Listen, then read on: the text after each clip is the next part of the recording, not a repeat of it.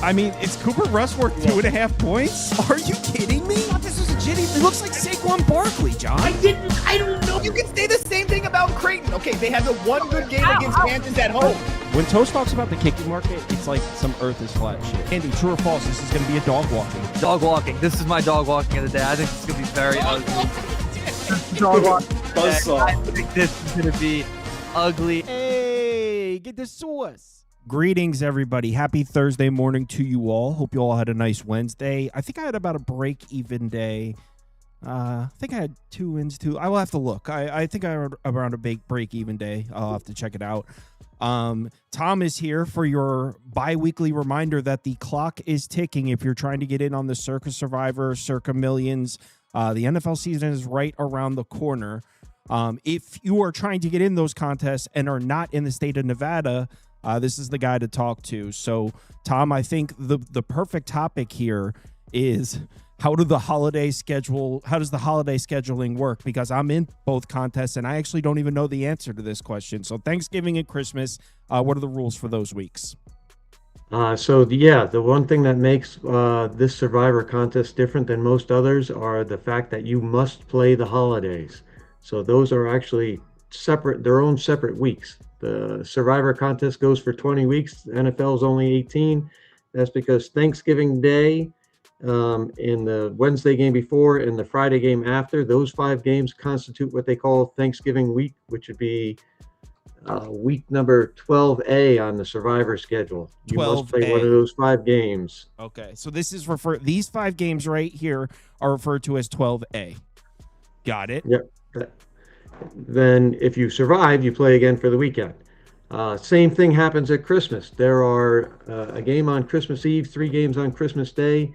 Those 4 games constitute Christmas week, which is week 16, 16A. So and then if you survive, you play again for the weekend. So you have to strategically make sure that whatever you're planning on using now, week 16, if you're still in it, God, I don't think I've ever once made it that far. I've been doing these things since I was a teenager. I don't think I've ever once made it that far. But yeah, that's something you have to keep in mind. Week 12 and week 16 are broken into 2 halves. And does that apply for the Circa Millions? Is that a Survivor rule only? Solely Survivor. Survivor. Cool. So you hit the nail on the head. You must reserve at least one of those teams to play, because if you get there and you don't have one of the teams, you'll be automatically disqualified. Yep. Shit out of luck. So again, if you are trying to enter Circa Survivor, Circa Millions, the NFL season's about to start. If you're not in the state of Nevada, this is the guy to talk to. And Tom, I got your business card right on the screen here. It has his email, phone number. Is there any preferred method? Does it matter how they contact you? However you want to call me, email me, text me, just get in touch, because we got about 2.5 weeks left before the Circa deadline to register is 2 p.m. Saturday, September 12th. It's 2 p.m. Got to Saturday. get there before then. Yeah. So just about 2 weeks left. We're almost there. Mm-hmm. So, all right, Tom, enjoy your night. Thanks for joining. Talk to you later. Good later. one. Thanks, Kyle. Later. Take care. Oh, where'd I go? All right, here we go. So we got college football up next. Wednesday's going to be the main big college football show. Oh, whoops. I thought I had Kyle Hunter's email saved. I have it right here. I don't have it saved in my thing.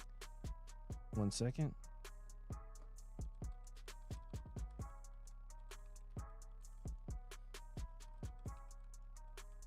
Boom. Okay. All right, we got 8 college football games. We're here, man. It's week 0. Now we're doing week 1 games in this show. The video that a lot of people have asked me for, the one where I uploaded and I go through the spreadsheets with the stat graphics, that comes out tomorrow night late. So the same as last year with the uploads, where I do the stats and I go through like the sharp mush and this. Usually that's where people find me, and then they eventually make it to the live stream. But yeah. Whoa. So Miami of Ohio, Pitt.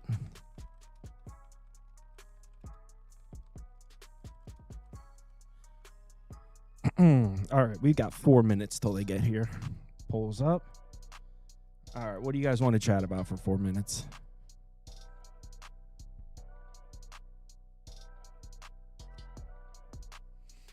I added Giants to my parlay. Man, stop betting parlays. Don't do it.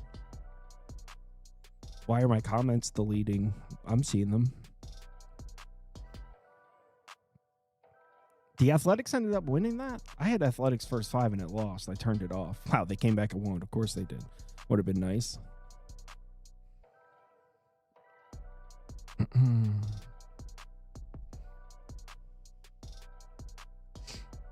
Yeah, today was let's see. So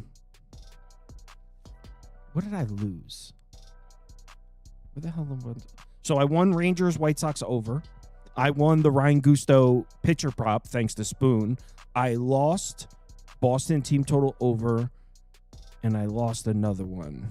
What's the other one I lost? Oh, Ace first 5. So I guess I went 2-2. Yeah, that sounds about right. Okay, Kyle, have you gone through Pitt's roster with Duck in a video? I'm not sure. I think so, but you know what? When we did that one, yes, we talked about this game, but it was like a month and a half ago now. So got to keep in mind, my roster graphics are always update. There's spring camp and then there's fall camp. So if you watch me, especially college football where information's tough to come by sometimes, if you watch me break down a roster on June 25th, fall camp didn't even start yet. So, like, man, there's jobs still up for grabs. I could break down the roster and then 3 weeks later find out that that left tackle's not starting anymore. These jobs they're being settled in camp. So, yes, I did go through Pitt's roster. We're about to talk about Pitt and Miami of Ohio right now. So, perfect timing if that's the team you were looking for. Josh has made it.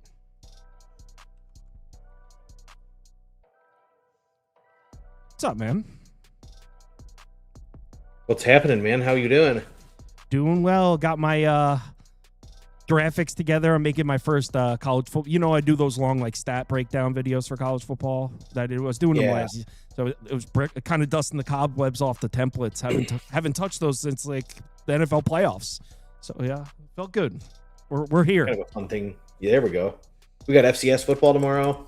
Yes, sir. And I actually have a few FCS bets. I tailed a couple from you, and one of my other friends put me on a couple. I'm on like 3 or 4 FCS bets.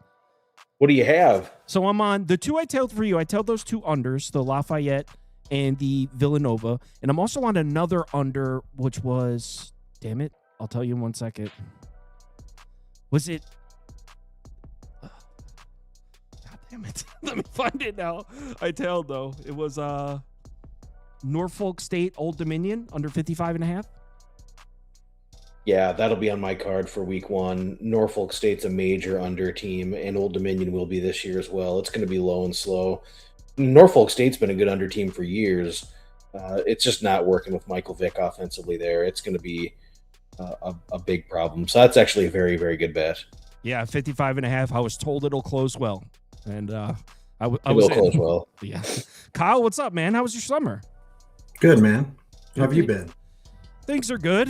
Just the live show, baseball all summer, pretty much the same routine. Things start switching up now with football. Yeah. The content schedule in the fall is so much different than the rest of the year. People don't really watch content on Monday, Tuesday, but then they just slam, like the views just skyrocket on Thursday, Friday, Saturday. It's just a different ball game. So this is the first time we're chatting it up for college football this year. We've got 8 week 1 games. Now, normally we'll be talking about the games that are happening that week. This is a little bit of a weird situation because week 0, we've all talked about the week 0 games like 15 times. So figured we'd pick some ones that maybe we haven't talked about as much. And Duck, we did talk about this Miami of Ohio Pittsburgh game, but I was just talking about it. It was like late June, I think. It was a while ago when we talked about this game. It's tough to see Miami of Ohio fixing their passing attack, considering there's the injury at the quarterback position. Obviously, that's headline news. That just happened. Gostkowski, I think this happened a few days yesterday. ago. Yeah. Oh, was it yesterday? Yeah, I knew it was recent. So Gostkowski, who was in the running, possibly going to be QB1, out for the season. So a wrench kind of thrown into the plans there for Miami of Ohio offensively. I got to say, it was an open quarterback battle. I don't know if like all hope is lost because I don't know if he was like far and away the best option anyway. It's going to be McComb, I think, at quarterback. So which one of you texted me this game, actually? Who wants to kick it off? That was me. I'll start here. I think Miami has a long history of being no-shows in the non-con, and then people think they're not that good, and then they get into MAC and they just become a wagon. Chuck Martin's 17-23 against the spread in non-con games, 57-36 against the spread in MAC games. So where they've been the most bad in non-conference games is in the favorite role, something we want to keep in mind when we look ahead to some of the games coming up. Obviously, they're not a favorite here, but they will be in some of the games coming up. They've been really bad in the favorite role in non-conference. Weak at quarterback after Gostkowski was hurt. McComb from Kansas probably has the higher upside of their quarterbacks, in my opinion, but no experience. I would think there could be some growing pains here.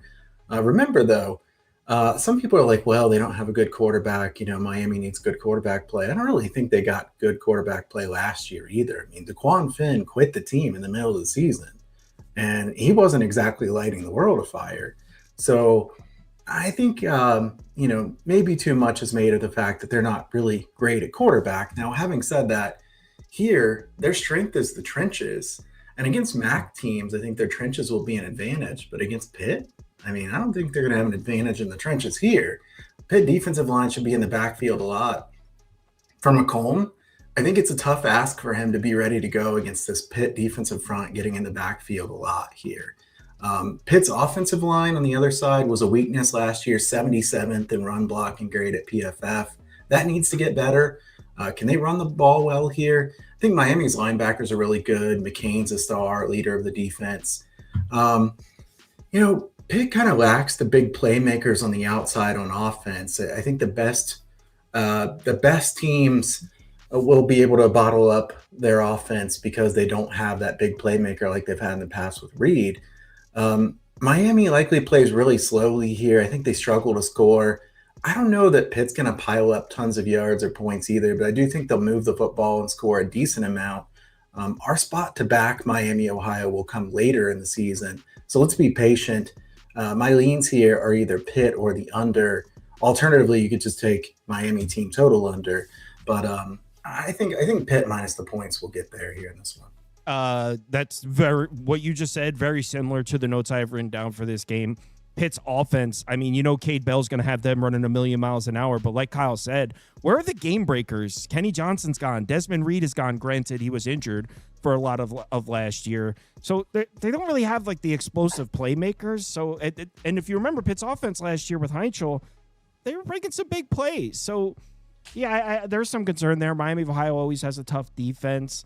I like the way Miami of Ohio played, and Kyle kind of touched on this. They want to control the line of scrimmage, play great defense, and just on the road in Pitt, even though they lost Kyle Lewis, Raheem Biles, I still think they just dominate the battle up front here, even against the Miami of Ohio offensive line that's probably going to be one of, if not the strongest in the MAC. It's a really tough matchup for them. Where are you at on this one, Duck? I don't remember. We talked about this a while ago, but I don't remember what we even talked about. Yeah, very similar sentiment, and we talked Miami team total under. You have to look at Miami of Ohio in really two different seasons and how they handle this with Chuck Martin. He generally junks the non-conference schedule and really doesn't care about the performance in the non-conference against teams that will overmatch Miami of Ohio because it just doesn't matter. He's not trying to win a national championship. He's trying to win a MAC championship. We saw that manifest itself last year when they were shut out against Wisconsin, and they scored just 17 points against a horrific Rutgers defense. This Pittsburgh defense is going to be much tougher than what they saw last year, but it's far beyond that. It's year after year after year with Miami. They take their lumps against Power 4 competition, and that prepares them for MAC play where they generally do well. I don't like that the race was decided by injury. I think Gostkowski probably would have had the call, and now this really puts them in a bind because now Caleb Heavner is now in the mix, and he was a transfer from the Division III level. So he's a guy who may be called in, and they had this situation play out last year when DeQuan Finn quit the team and the backup got hurt, and they had to throw a third-string quarterback in there. I will say with Miami of Ohio, Rodney Nelson is a name to know. That guy is a complete dude running back coming in from Monmouth. 1,800 yards, 18 touchdowns last year, very explosive. They could run the ball a little bit here, but it's not going to be game-breaking runs. It's not going to be a ton of explosivity. I don't love the offensive weaponry for Miami of Ohio in the receiver room. I mean, you got like Brandon Isom, who caught 10 passes last year. Keith Reynolds is a proven target, but I wonder about Miami of Ohio being able to really execute the deep shots in the pass game, or really even the intermediate routes in the pass game. And I wonder about the rushing attack being potent here in this game. You're replacing 3 starters on the offensive line, and you're going up against a Pitt defensive line that's going to really provide some challenges here. Isaiah Neal, Sean Fitzsimmons, Jimmy Scott are all back along the D-line, and it was a fairly strong unit last year against the run, 2.7 yards per carry, and they registered 31 sacks and 100 TFLs. So I think it's a problem for Miami to really move the ball and threaten to score numerous times. To eclipse the team total, they're going to have to do that at least 3 times, and I just absolutely do not see that happening here. I think Pitt's offense could end up morphing into being kind of a fun rushing attack. You've got Lavelle Wright and Jacrevian Turner who come in. The offensive line has to be stronger. Pittsburgh has struggled for years with sacks, and health has been an issue year after year after year with O-line injuries with Pittsburgh. They've allowed 44 sacks in back-to-back seasons, and I do think this group is going to be better. Health, hopefully, is not a concern here in the first game.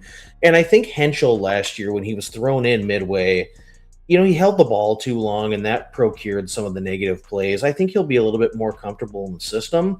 I think Pittsburgh's going to score a decent amount of points here, and it may not be the explosive drives. It might be more methodical, which will lead to less possessions overall, which would help matriculate a Miami team total under.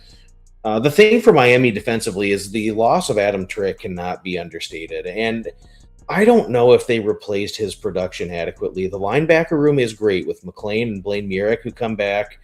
But the top 2 guys in the secondary are gone. And I just don't know when you're lining up against Power 4 competition if Miami of Ohio is going to be able to really provide a lot of resistance. So we're all in accord here. I think it's a Miami team total under, although I really wish we were getting a 17. I think we probably too far gone now. And I wouldn't be stunned at all if Pittsburgh completely has this game in control. They extend margin in the second half, and you're probably needing 2 Miami of Ohio scores to get back inside the number late. And I don't think you're going to get it here. So I would honestly be inclined to lay it. I disagree with that part. I'm with you guys for a lot of it. I don't love the fact that Randy Bates retired. That's Pittsburgh's longtime defensive coordinator, and Narduzzi's defenses there at Pitt before Randy Bates got there 10 years ago weren't as good. I mean, they got elite when Randy Bates got there. So how much of the defense was Narduzzi's and how much of it was Randy Bates? He's been there a decade now. So losing the DC, I'm a little worried about that. Also, I don't know how good I think Heinzel is with those playmakers. I think they bailed him out a lot. In fact, he scared me a lot last year. The explosives were there, but there's also times where I'm like, how high is his ceiling? So I would just go under rather than Miami's team. I actually wouldn't be surprised if Miami keeps it within a couple touchdowns here. But all right, let's move on to Central Michigan, New Mexico. So, Doug, we talked about this game, and I was shocked to hear you say you were considering it over. I got to say, having looked at it a little bit deeper, I do understand how you got there. Do you have concerns with Jack Lane, the quarterback for New Mexico, dealing with an injury? Do we have a definitive answer on whether he's going to be ready for the opener? But one thing I can get on board with, I like this Central Michigan offense, man. I'm a drink all guy now. I'm buying in. So I can get with you that Central Michigan's able to move the chains and score points in this game. Are you still on the over? We talked about this game almost a month ago, or I think over a month ago, Duck. So are you still leaning over here? No, I'm not. I'm inclined to maybe take a little bit of a position on Central Michigan here, catching the number. It's almost assured that Jack Lane is not going to play in this game, and now it's going to be between Moga and the third-string quarterback, James Labastine, we think, who are going to be the 2 guys that are going to be splitting reps. Jason Eck has actually gone as far as to say that both quarterbacks might play, and they might even play the 4th-string guy, but it's almost assured that Jack Lane is not going to start. And they've been dealing with some other injuries. Jaden Sheridan, their corner, safety, Tayden Barnes has been out in fall camp, and there's about 4 or 5 guys that are questionable to even suit up in this game for New Mexico. So we'll see how the defense gets shored up. I do think there's a chance that New Mexico can run the football here a little bit, and I do expect Scott Tree Humphrey, who came in from Montana State last year after tearing up the FCS, he was buried deep in the depth chart. I think he'll put up much better numbers this season, of course, than what he did last year. You know, the receivers, there's a little bit of explosivity there with Troy Omier and Sean Miller, but Wysong in the slot was a guy who was going to be a key piece of the passing attack, and he's missed time in fall camp. And the O-line, I wonder how these guys are going to be from last year. You're losing key pieces. They get 3 guys back who started in some capacity last year, but this offensive line allowed 34 sacks, and they really didn't run the ball all that well. New Mexico was more of a defensive unit last year, and the pass rush was the best for New Mexico here over the last 15 years. 36 sacks, 77 tackles for loss, and you're getting 3 starters gone along the defensive line for New Mexico. And I worry if they did adequately replace what they lost. Darren Agu gets elevated. Jalen MacGyver comes in from the JUCO level. You get Xavier Slayton in. But there's just not a tremendous amount of size on the defensive front. Outside Jackson of Booker. Eck. Booker's the only guy with size. Outside of Booker. They're undersized outside of him, yeah. Agreed. Jackson Eck was such a dude all over the field last year. 129 tackles was more than any 2 players on the defense last year. And you know what? I'm assuming he suits up, but he's another guy who has missed some team practices in fall camp. So it's just something to keep your eye on. Maybe his snaps are limited. Maybe they have to run with the second string middle linebacker a little bit more. I do like Mercury Swaim and Drew Speech. I think there's some talented players there.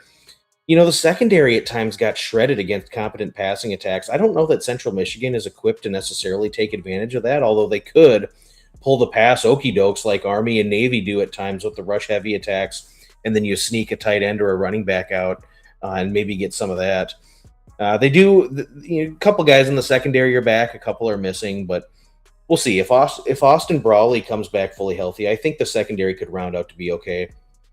But it's all about CMU. They vastly overperformed last year, and now you're getting into the second year of the system for Matt Drinkall. It was such an extreme change that Central Michigan went through offensively because they were such a finesse offense. And going to this power run system, this rush-heavy offense with several tight ends, it was so extreme, and it was hard to expect that Central Michigan was going to be any good doing it. But now you're getting the running quarterback with Angel Flores. Brock Townsend is a big-bodied running back. Vaughn Blue should be a guy who should be explosive. Hey, they're bringing Rusty Van Wetzinga in. He's the fullback. They're actually using a true fullback. You guys know I love seeing the fullback in there. You're getting a few receivers that could maybe make some plays, but it's not wow factor. I will tell you this. Their offensive coordinator, Jim Chapin, used to be the head coach at the University of Sioux Falls, loves to use the tight ends in the run game, and I think we'll see the tight ends be a little bit of a versatile piece that they just didn't use last year. So I think offensively, as long as the offensive line shores up, which everything they want to do is predicated on the offensive line, and it really wasn't good enough last year in early downs. There were so many situations for Central Michigan with 2nd and 11, 3rd and 9. Well, what did they have to do? They had to throw the ball in order to sustain drives. I really think we see more on-schedule football. 2nd and 6, 3rd and 2. It really keeps them doing what they want to do. And they're going to have to do it because I don't think the defense is any good. I think their best defense this year will be long, methodical, time-consuming drives with the offense. There are a few pieces on the D-line. Corver Dema is a nice player. DJ Bennett, J.J. Douglas. They've got some pass rushers, and they've got some guys that could potentially create some havoc. Linebackers really critical in the scheme here that they like to run, and I wonder how these guys are going to hold up. Xavier White, Victor Earl, and Landon Swanson are decent players, and then also Drew Esper is a guy they're going to rely on. We'll see. I don't know if they're as good as last year. In the secondary, you're getting one guy back. Could get torched. I will say there's an FCS corner, Donovan Phylord, who comes over from Campbell, who's a decent player, and then Jayon Jackson and Ed Connerin are also decent players, but Central Michigan's best defense is going to be sustaining possession here. And you know what? We saw this bunch go out and do it last year against San Jose State, catching 14.5. and they went out and won the game on the field. You might say, well, that was crappy San Jose State, but you know who didn't beat San Jose State last year? New Mexico didn't beat them. So say what you will about the Spartans. I think Central Michigan can go in there and throw a few punches and keep this game really close. I wouldn't be stunned at all if it's someone scoring a touchdown late to break a tie, or maybe New Mexico kicks a field goal to go up 10 late, but getting almost a full 2 touchdowns here, I don't know how you could lay that. Yeah, I completely agree. I think Central Michigan could potentially win this game. My biggest concern with Central Michigan, Doug touched on it, the secondary. I don't know how good the secondary is going to be. Well, we just found out that New Mexico is probably going to be without their quarterback in this game. So I don't know. Quarterback's a pretty important position when it comes to exploiting a secondary. So if you tell me New Mexico is not going to have their quarterback, all of a sudden my concern of the Central Michigan secondary, it lessens a little. So this has already come down from 13. It's now 12.5, 11.5, depending on where you're looking. I think this should be single digits, Kyle. Would you agree with that? I think this will go down. I think this will get down to that 10 range. I don't know if it'll get down to single digits. Probably not, because New Mexico was so good last year. But I'm going to make it 3 here on Central Michigan. I mean, I think this is a low total game with me getting a lot of points. Kyle, Josh, you've both heard me talk about this a lot in the past. These road dogs catching quite a few points with low totals are very intriguing to me. They've done really well ATS long term, and I certainly wouldn't bet a game solely on that, but it's something that is on our side here in this one. I think Drinkall did a really good job for first year at Central Michigan. He's trying to turn this team from, like Doug said, finesse over to physical team. Great offensive line guy. I think they will be really good offensive line this year, top 2 or 3 in the MAC. The defensive line is the strength of the defense, and if you have the other team with an injured quarterback, they're probably going to have to run it more. At least their defensive line is stronger, because I do think Central Michigan will get beaten by the good passing attacks that they play this year. They also lost a ton at linebacker. I mean, they're really inexperienced at linebacker. That will show up at some point. I think Central Michigan's going to play keep away here, go with that power spread, run the football a lot, snap the ball with like 1 second left on the play clock. That makes the total a really tricky bet here, because you could even have a decent amount of success on offense for both teams, and this could easily still go under the total.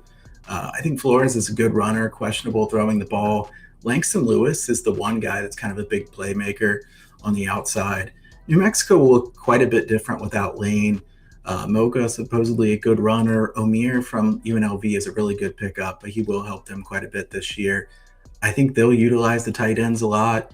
And like Duck said, we're going to have some fullbacks and tight ends being used in this game a lot. This is a fun game, kind of a throwback type of game. The Lobos' offensive line last year was only okay. I do expect them to be better. Rob Nett, the center, really good. The leader of the unit. Defensively, you can't say anything bad about New Mexico. I mean, Eck is tremendous. I think Brian Booker at nose tackle is underrated by many people. Great job stuffing the run. So it'll be fun to see how he does against this Central Michigan run game. I think the pace of the game should be so slow, so few possessions. You're giving us quite a few points here. I mean, I have to lean Central Michigan plus the points. I think if you blindly take these games, you're going to end up doing pretty well. And in this case, Central Michigan's done well on the road under Drinkall already. So we have some history here. I think San Jose State, not as good a team as is New Mexico, but New Mexico has some questions going into this season. Eck's a great coach. I think Drinkall is a good coach. This is a fun coaching matchup, kind of, what would you say, old man football. You don't have this innovative, spread them out, just wing it around.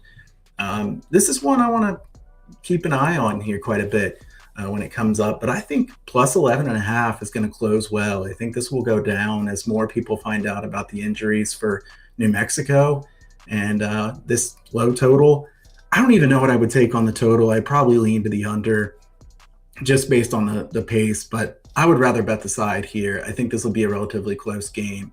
We're getting doubles. I'll take it. Yep, I just took a 12.5.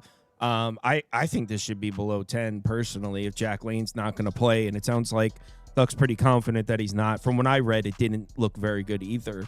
And yeah, this is the type of game, especially without Jack Lane, I don't know if the clock's going to stop. So how about Western Kentucky, Nevada? Now, Duck was pretty anti-Western Kentucky when we talked about it earlier. Kyle, did you suggest this game or Duck? Who suggested this game? I think it was Duck, right? All right. It was me. All right. So I know that you took a pretty anti-Western Kentucky position when we talked about this back in June. I like Tisdale, and I trust Tyson Helton. So I trust the offense to get it going, even though maybe on paper we could raise some concerns. The defense, I think I can meet you there. Especially since they lost the DC that kind of gave them an outlier year. So, Duck, you've been pretty anti-Western Kentucky. Anything change, or you still like the Wolfpack here? Well, I mean, just think about it. I don't know that Tisdale is on par with the quarterbacks that we've seen in the system over the last 10 years. And Tyson Helton has been very consistent, but you know what he's consistently not done is won the CUSA. And that conference title has evaded him. Poor performances on the road have been the normal. And Helton has regularly hired these up-and-coming young FCS coaches who generally bring their quarterback with him. And you know who he went out and got this time? Bodie Reeder from Middle Tennessee. That offense was just so jerky there for years. And I don't know if it's going to be the electrifying Western Kentucky offense that we're used to seeing here. The other concerning thing is they brought in Brock Glenn. Remember that Florida State team that was really good? And then Mackenzie Milton goes down with the horrific leg injury, and they say, oh, well, we still should deserve a shot. And they got left out. It's Brock Glenn. That wasn't Mackenzie Milton. That was yeah. What was the other guy's name? What was his name? He was on the Jets. What the hell is that quarterback's name? Oh my God, Kyle. What was his name? I'm trying to think of it. I know he went and played on the Jets. What the hell was his name?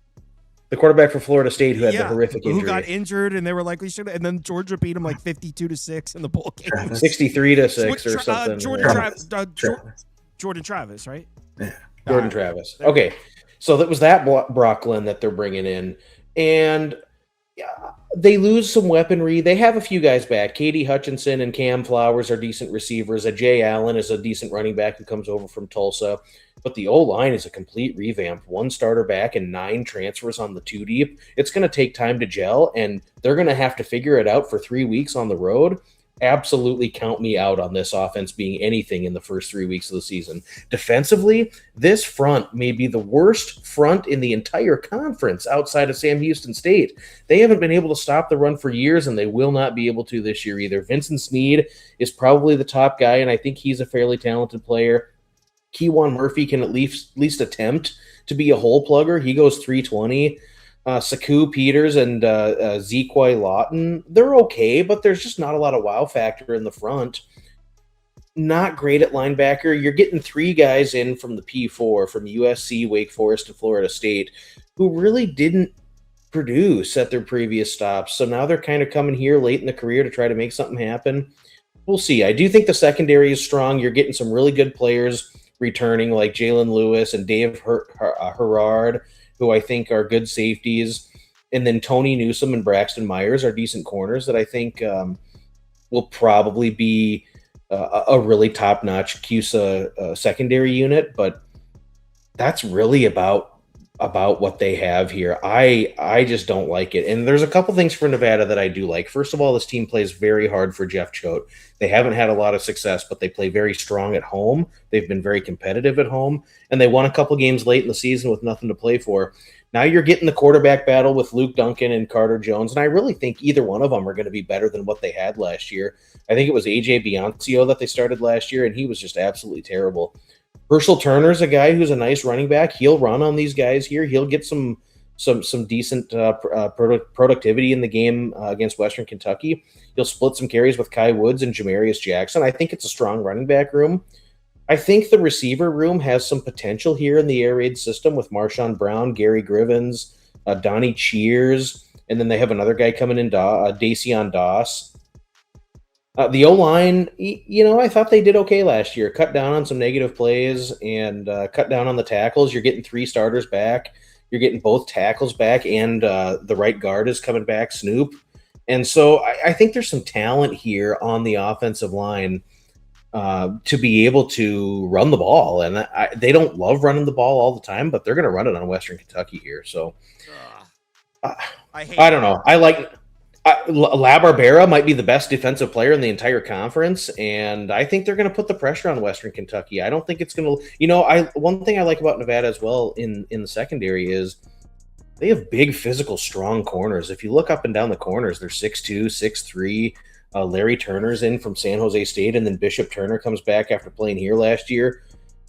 I think when you look at last year's matchup, they had to go to Western Kentucky, and the game before they hosted Middle Tennessee State. These guys were up 13-0 with 6 minutes to go, and they had the ball. And they blew the game, lost 14-13 on back-to-back touchdown drives in the last 4 minutes.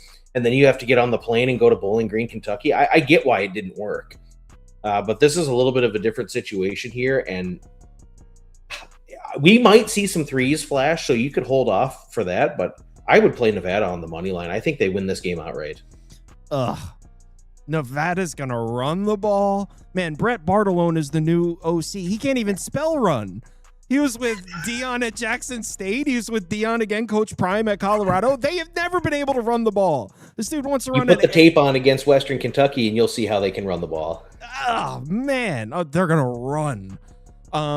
First of all, you mentioned Western Kentucky's defensive line. Yes, it looks bad, but there's a couple defensive tackles that have serious size. I don't know if Nevada just gets off the bus, or actually they're home here, and runs the ball. I don't know if I trust Nevada to do much of anything offensively. Quarterback is a huge question mark. They run a run. Brett Bartolone comes in here, the OC. Air raid offense with what quarterback? With what wide receivers? What are they? I like Jeff Choate. I like Kane Ione. You want to sell me on Nevada's defense? I'm all ears. I'll buy the stock, but I don't know what they're doing offensively, and I don't see it on paper, it being successful this year. I'm not seeing the path. So I probably would go Western Kentucky. I would play it at a pick. It's just a better team. And Duck, you're disrespecting Tyson Helton. This guy always puts an elite offense on the field. Remember, Rodney Tisdale, that's the quarterback he recruited. That's the guy he wanted. So you might say, oh, he doesn't fit that. No, that's who he wanted. Trust in Tyson Helton, man. Yeah, I'll go Western. Why is he in a battle then? Why is he in a battle? It's not the best Western Kentucky team on paper coming in. I trust in Tyson Helton. He's gonna have one of the best offenses in Conference USA again. Kyle, what 5-14 on the road the last 3 years? Bad, man. It's been disappointing, but their team always scored. Kyle, can you be the tiebreaker here? Well, I don't know if I'm going to really be the tiebreaker here because I want to take the total. But as far as the side, I mean, this one's gone down from 4.5 to 2.5. Definitely some sharp money is taking Nevada. I would take Nevada at 3 or higher. I think 2.5, I have to pass on it. As far as the total, just based on how many snaps there's going to be in the game, I would lean over the total. I mean, I think Nevada's going to play much faster than they did a year ago. They were 128th in the nation last year in tempo. High velocity, up tempo, balanced air raid offense. Balanced. We'll see how balanced it is. But Bartolone was under Mike Leach. They want to play really quick. Quarterback to release the ball really quickly. It looks like Carter Jones is going to be the starting quarterback here. Strong arm. He needs to improve his decision making. Definitely made some bad decisions last year. A lot of turnovers. I think the Nevada offensive line is pretty good. Just 18 sacks allowed last year. The wide receivers will be counted on a lot more in this system. They're changing up the system, so you never know exactly how that's going to work. Defensively, Nevada has played pretty well in the secondary under Choate. The run defense has been a bigger question mark. Western Kentucky, not really very likely to run the football, though. I don't see them as a good rushing attack. Western Kentucky's defense is so bad against the run. 4.9, 5.0, 4.9 yards per carry the last 3 years. They're about to be bad again at stopping the run. On offense, I'm kind of torn here because I'm agreeing with both of you on parts of this.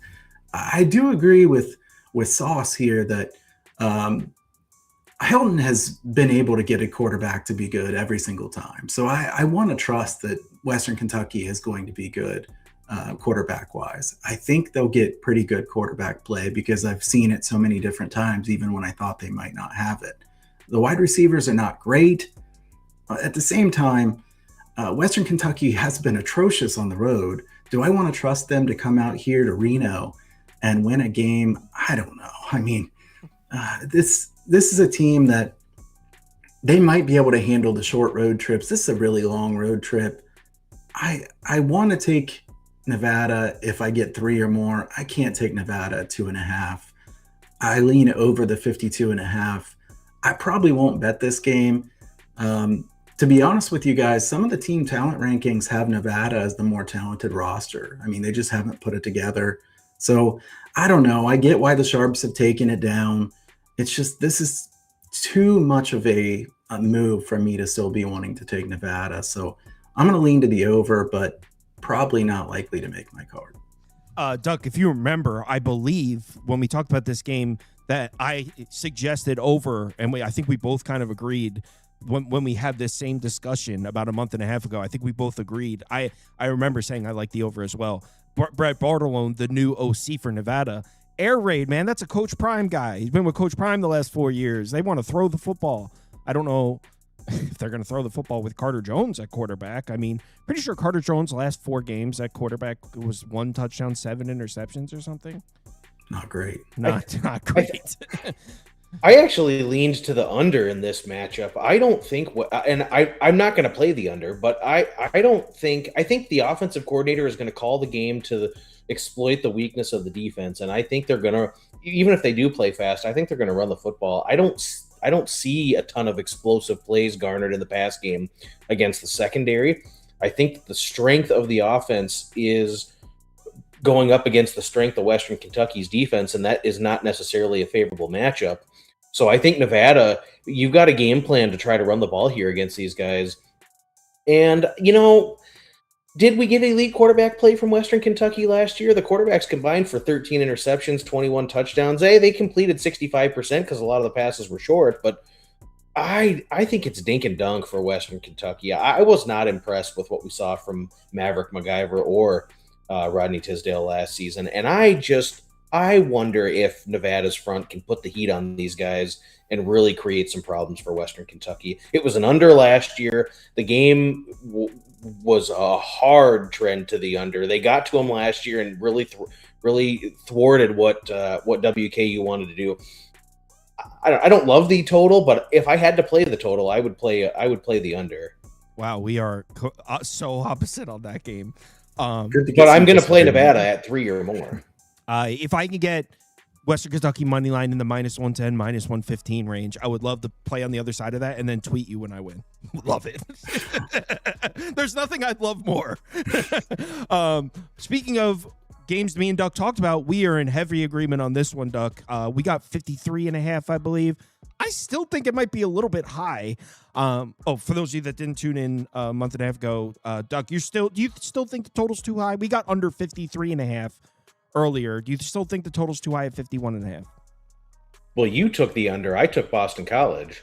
Oh, really? Oh, I thought we both took the under. My bad. No, you guys know what I think about Cincinnati. I think Cincinnati could be one of the worst teams in the Big 12. You talk about a defense where pass coverage was optional. The pass rush was weak. They couldn't stop the run. All those deficiencies defensively were masked by the heroic play of Brendan Sorsby last year and the explosiveness that he registered. But if you deep dive into what Cincinnati was doing offensively, they were not methodical. They were not able to sustain drives. If they were not registering explosive plays and scoring quickly, they were punting. And I think it's going to be a real problem this year with a walking turnover machine in J.C. French. He had the deer in headlight look in the Sun Belt week after week, and now you're playing against Power 4 competition for Cincinnati. I know they have a strong offensive line, but the skill positions around J.C. French are weaker. I think the defense is weaker. I don't think Cincinnati improved the roster at all. I think the portal churn was horrific for them, and I just absolutely do not trust Cincinnati to be able to methodically move the ball down the field with J.C. French, and I don't think that they're going to register the explosive plays. And what's going to be able to happen on the other side is Boston College. I don't love Boston College as this great team, but you're getting the dual threat quarterback in who comes over from he was the GLIAC Player of the Year in Division II, can run the ball a little bit, Mason McKenzie. And I think, you look at Boston College offensively on the O-line, they've got to cut down on the sacks. They bring in the new offensive line coach who is going to improve the productivity, and Cincinnati's pass rush is not going to exploit the weakness. I think Boston College can run the football here. They've got two great running backs in Evan Dickens and Nolan Ray, and then also Mekhi Dodd is a guy who's in the mix in the running back room. The tight end room is fairly versatile. I think it's a low-scoring game, but how can you possibly give a free touchdown to Boston College when Cincinnati's defense is so inept to get off the field? And when you look at Cincinnati last season, they were very fortunate in a lot of their wins. They were very fortunate to have defeated Kansas, Iowa State.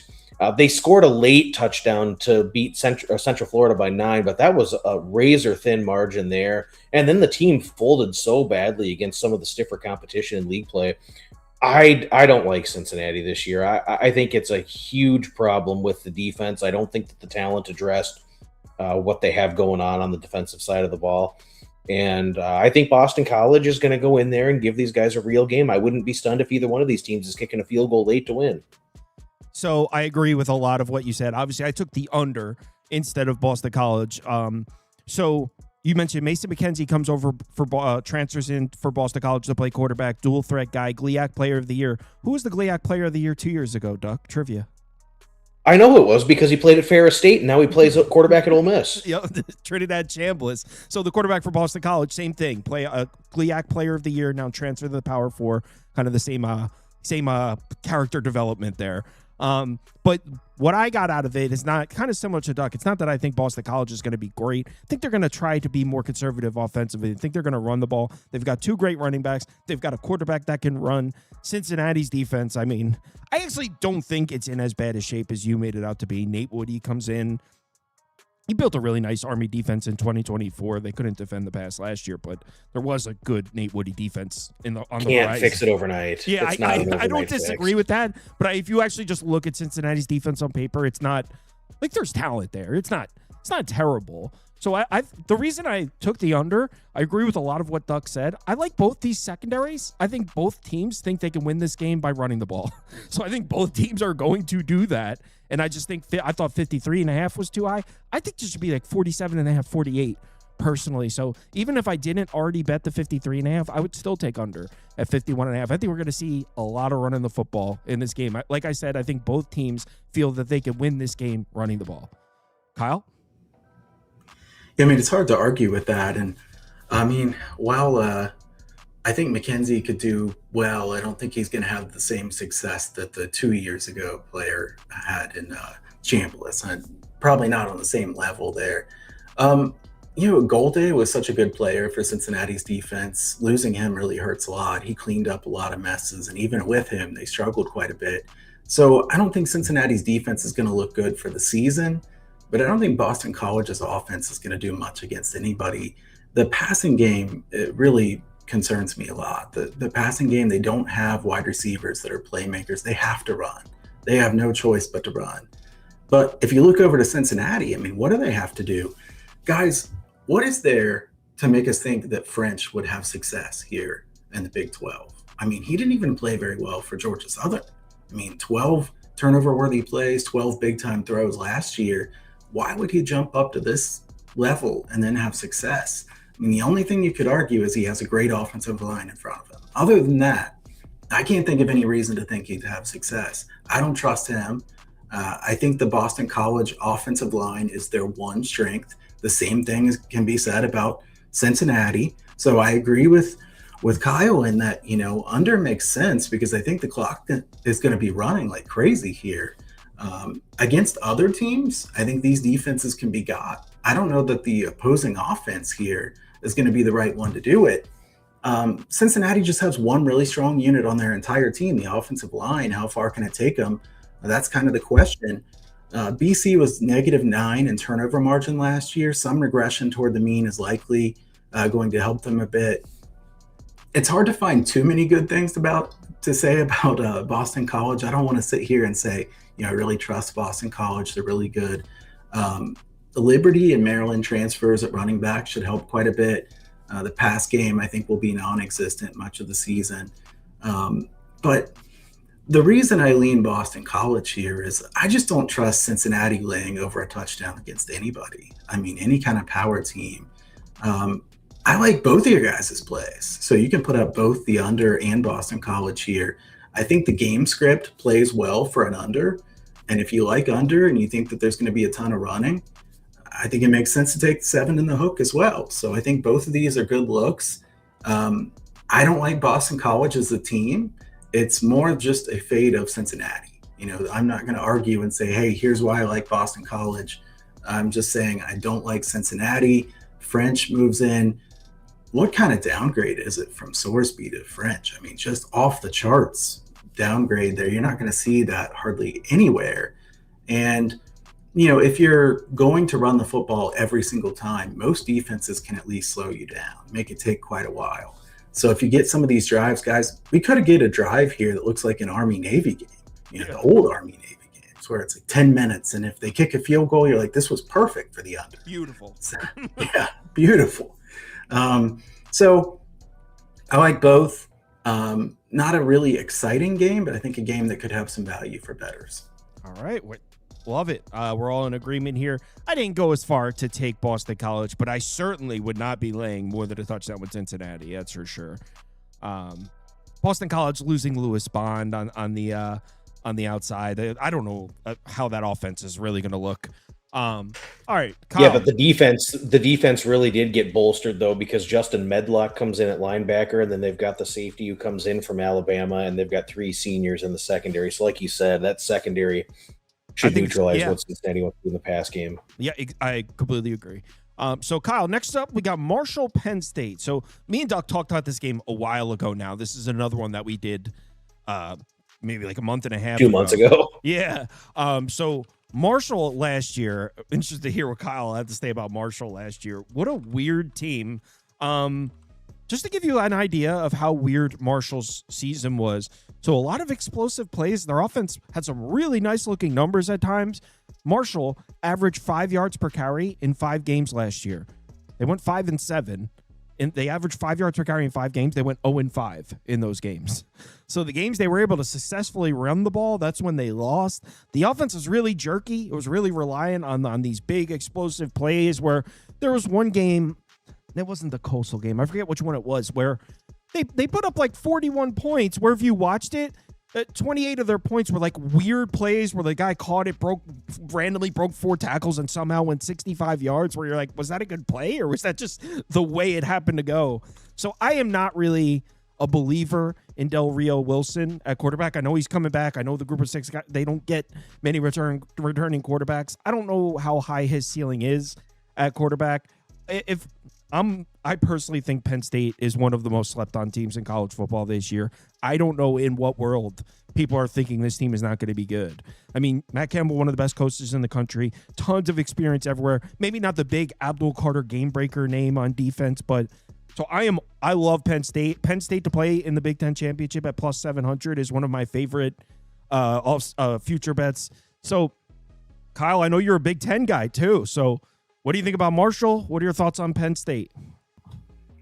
I mean, I think we're going to be oppo on this one here, Sauce. I'm going to go with Marshall here on this one. I like Marshall. I took Marshall over 7.5 wins. I think it's a good bet here for the season.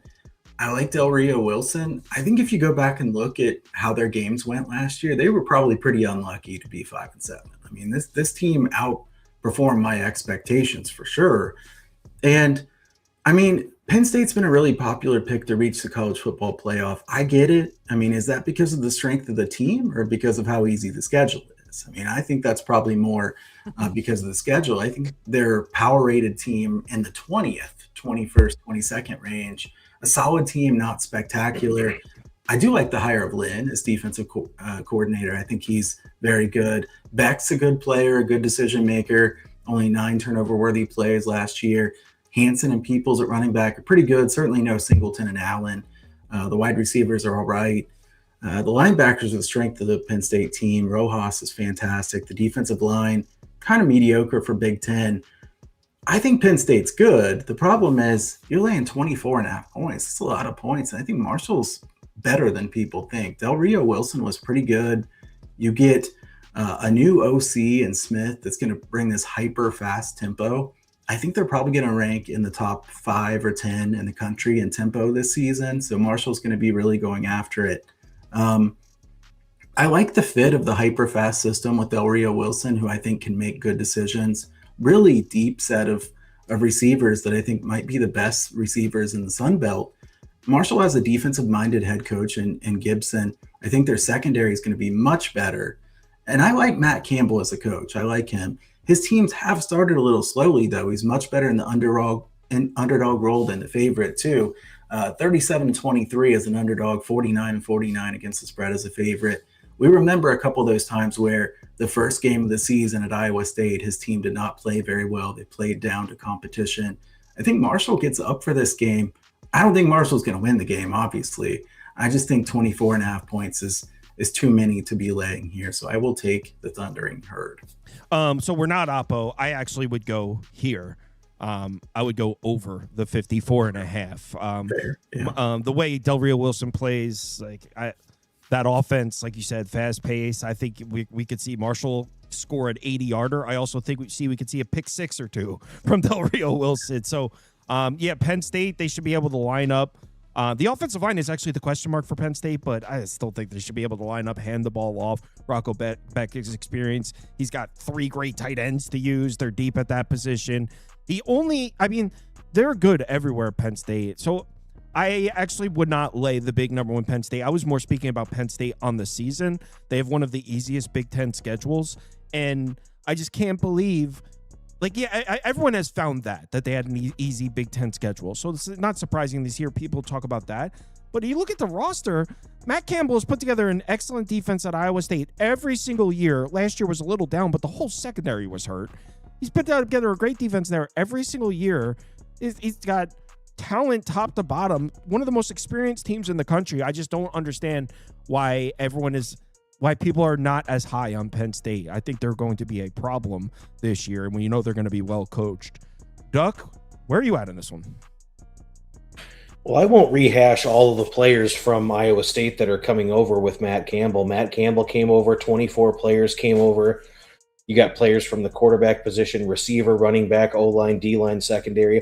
But you know who didn't come with him? John Heacock, the orchestrator of the 3-3-3 dime stack defense, the scheme that made Iowa State so stingy with their defensive prowess, and he is not there. And so you are doing a scheme change, going to a 4-2-5 hybrid look, and you've got this entire infusion of Iowa State talent. And I don't know if the defense is going to be fully there. We're going to get a fun offense. It's going to be some 12 personnel. We're going to get a varying degree of looks with the running back. They're going to use Carson Hansen, who's the bruising running back. I think James Peoples is a guy who is going to split carries and get some decent touches. I actually kind of like the receiver room. Chase Soule, who was at ECU, then goes to Iowa State, then comes here, and then Brett Eskeldin comes in as well. And there's a decent bunch. Not a ton of depth, but a decent first platoon of receivers. I wonder if that defense is going to be as far along as everybody just thinks. Penn State's defense lost so much talent from last year's defensive unit, and now you get a guy or two back, but it's a lot of Iowa State flavor, and they're going through the scheme change. I think Marshall can move the ball on these guys. I think they replaced the running. Marshall lost a lot of running backs, and Joshawn Barbie is a complete dude coming over from McNeese. He is a guy who's going to tear up the Sun Belt this year. And I think the receiver room is very good. I think Adrian Norton was a great pickup from the MAC. I think the receiver group is explosive enough to make plays here against this unit. And, the defense is a concern for me. And I think that Marshall's defense could round into an above average Sun Belt defense. They threw a lot of big bodies at the problem. Braden Ward is in, but you got Kenyatta Harge, BJ Carter. They went out and did get some good-sized players in the trenches. And they have to stop the run. And I just don't know that Marshall's going to be able to necessarily stop the run very effectively here. I actually think the linebacker room can shake out okay, too. Javae Gilmore and Calvin McBridge are nice pieces. And Cannon Lewis should see more snaps this year after being elevated. So, we'll see. I remember reading somewhere that Gibson really likes the secondary, thinks guys like Tayshaun Jeter and Charles McCatherins. They actually get 2 guys in from Buffalo, McCatherins and Eddie Pleasant. So we'll see. I think the defense could be improved when speaking comparatively in Sun Belt play. The over is probably a decent look, and I think you can expect, would 38-17 stun you or 38-21? No, it really wouldn't. I don't know if I want to lay though, and I'll tell you why. Who in their right mind is laying 24.5? It was 25.5 at one point with Matt Campbell. Nobody loves an opening game sweat more than Campbell. We saw this annually at Iowa State against FCS competition where they were favored by 29.5, 38.5, 33.5. And you know what? They were in a 3-point game in the fourth quarter.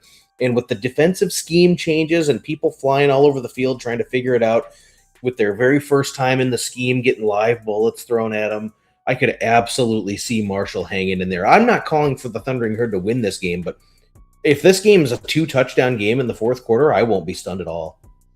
Yeah, I don't agree. I mean, I don't disagree with Marshall making this interesting. I would not be laying the big number with Penn State, but I do think second half of the year, come Big Ten play, don't be surprised if Penn State's sitting there like 8-1 and like no one's talking about them, and they're just sitting. They just waltz into the Big Ten championship game with that schedule. Baylor Auburn. This is an interesting one because based on what we've seen the last few years, it's kind of hard to picture Baylor's offense being bad because between Blake Shapen and then Robertson, I mean, they just had an explosive offense despite Aranda being a defensive coach. So they've had an explosive offense the last handful of years. And now you bring in DJ Lagway, who was once the most highly touted quarterback recruit in the country. So it's hard to picture Baylor's offense being bad. I don't know if I necessarily think that they waltz out there and just repeat the same explosive offense that we've seen the last few years, especially on the road against Auburn. Now, Auburn is going through a huge shift themselves, right, with the entire South Florida unit coming over. This DC is still there, though. So even though it's an entire new coaching staff, a new quarterback, new offense that's going to be running a faster pace, which certainly puts the defense in more jeopardizing positions, it's the same DC that has pumped out a top 10, top 25 defense every year for Auburn. So I still think despite Golesh going over there, that Auburn's defense is going to be elite. I'm on Auburn -7 here. I don't know if I necessarily I don't know how high I expect this number to go, though. So I'm on Auburn -7. You could probably still get Auburn -7. I wouldn't be surprised if you could still get Auburn -7 when this one kicks off. I wouldn't say this is like a major position that I love, but I do think Auburn wins this one comfortably. Kyle, would you agree with that? Yeah, I like Auburn here. I think Auburn's the more talented team. Auburn, I have less questions about than I do Baylor. And I mean, Baylor, they bet everything on Lagway here. I mean, I don't like to make it sounds too simplistic to say Lagway has to be really good, but if he's not really good, Baylor can't win games. They have too many other problems. I think Auburn's defensive line will be way down. Obviously, they had 2.9 yards per carry last year. They're not going to give up that kind of number, but Baylor's not really the team that's going to run all over you. I think Baylor, supposed to be a strong defense when Aranda came over, they had 12 sacks last year. I mean, man, Wheeler from Indiana will help them. Barnes is back from an injury at linebacker. I think the defense will be a little bit better. I think it's still weak. Byron Brown, when he's healthy, he's a beast. I mean, I really like him a lot. And I trust him more. I think that offensively, I could see the Baylor Bears having some success. I do kind of like the over here too. I think what I probably like the best would be an Auburn team total. And I do think Auburn -7 might not be here by game time. I think it's more likely to go up than it is go down. This is not going to go to 6.5, I don't think. Could go to 7.5 or even 8. I think that Auburn is a top 25, top 30 team in team talent. Baylor's outside the top 50. And I mean, Golesh, you can't really argue with the success he's had. I mean, he's done a really good job. And Aranda's teams have not been fast starters. Baylor's 11-17 against the spread in the first 5 games of the season.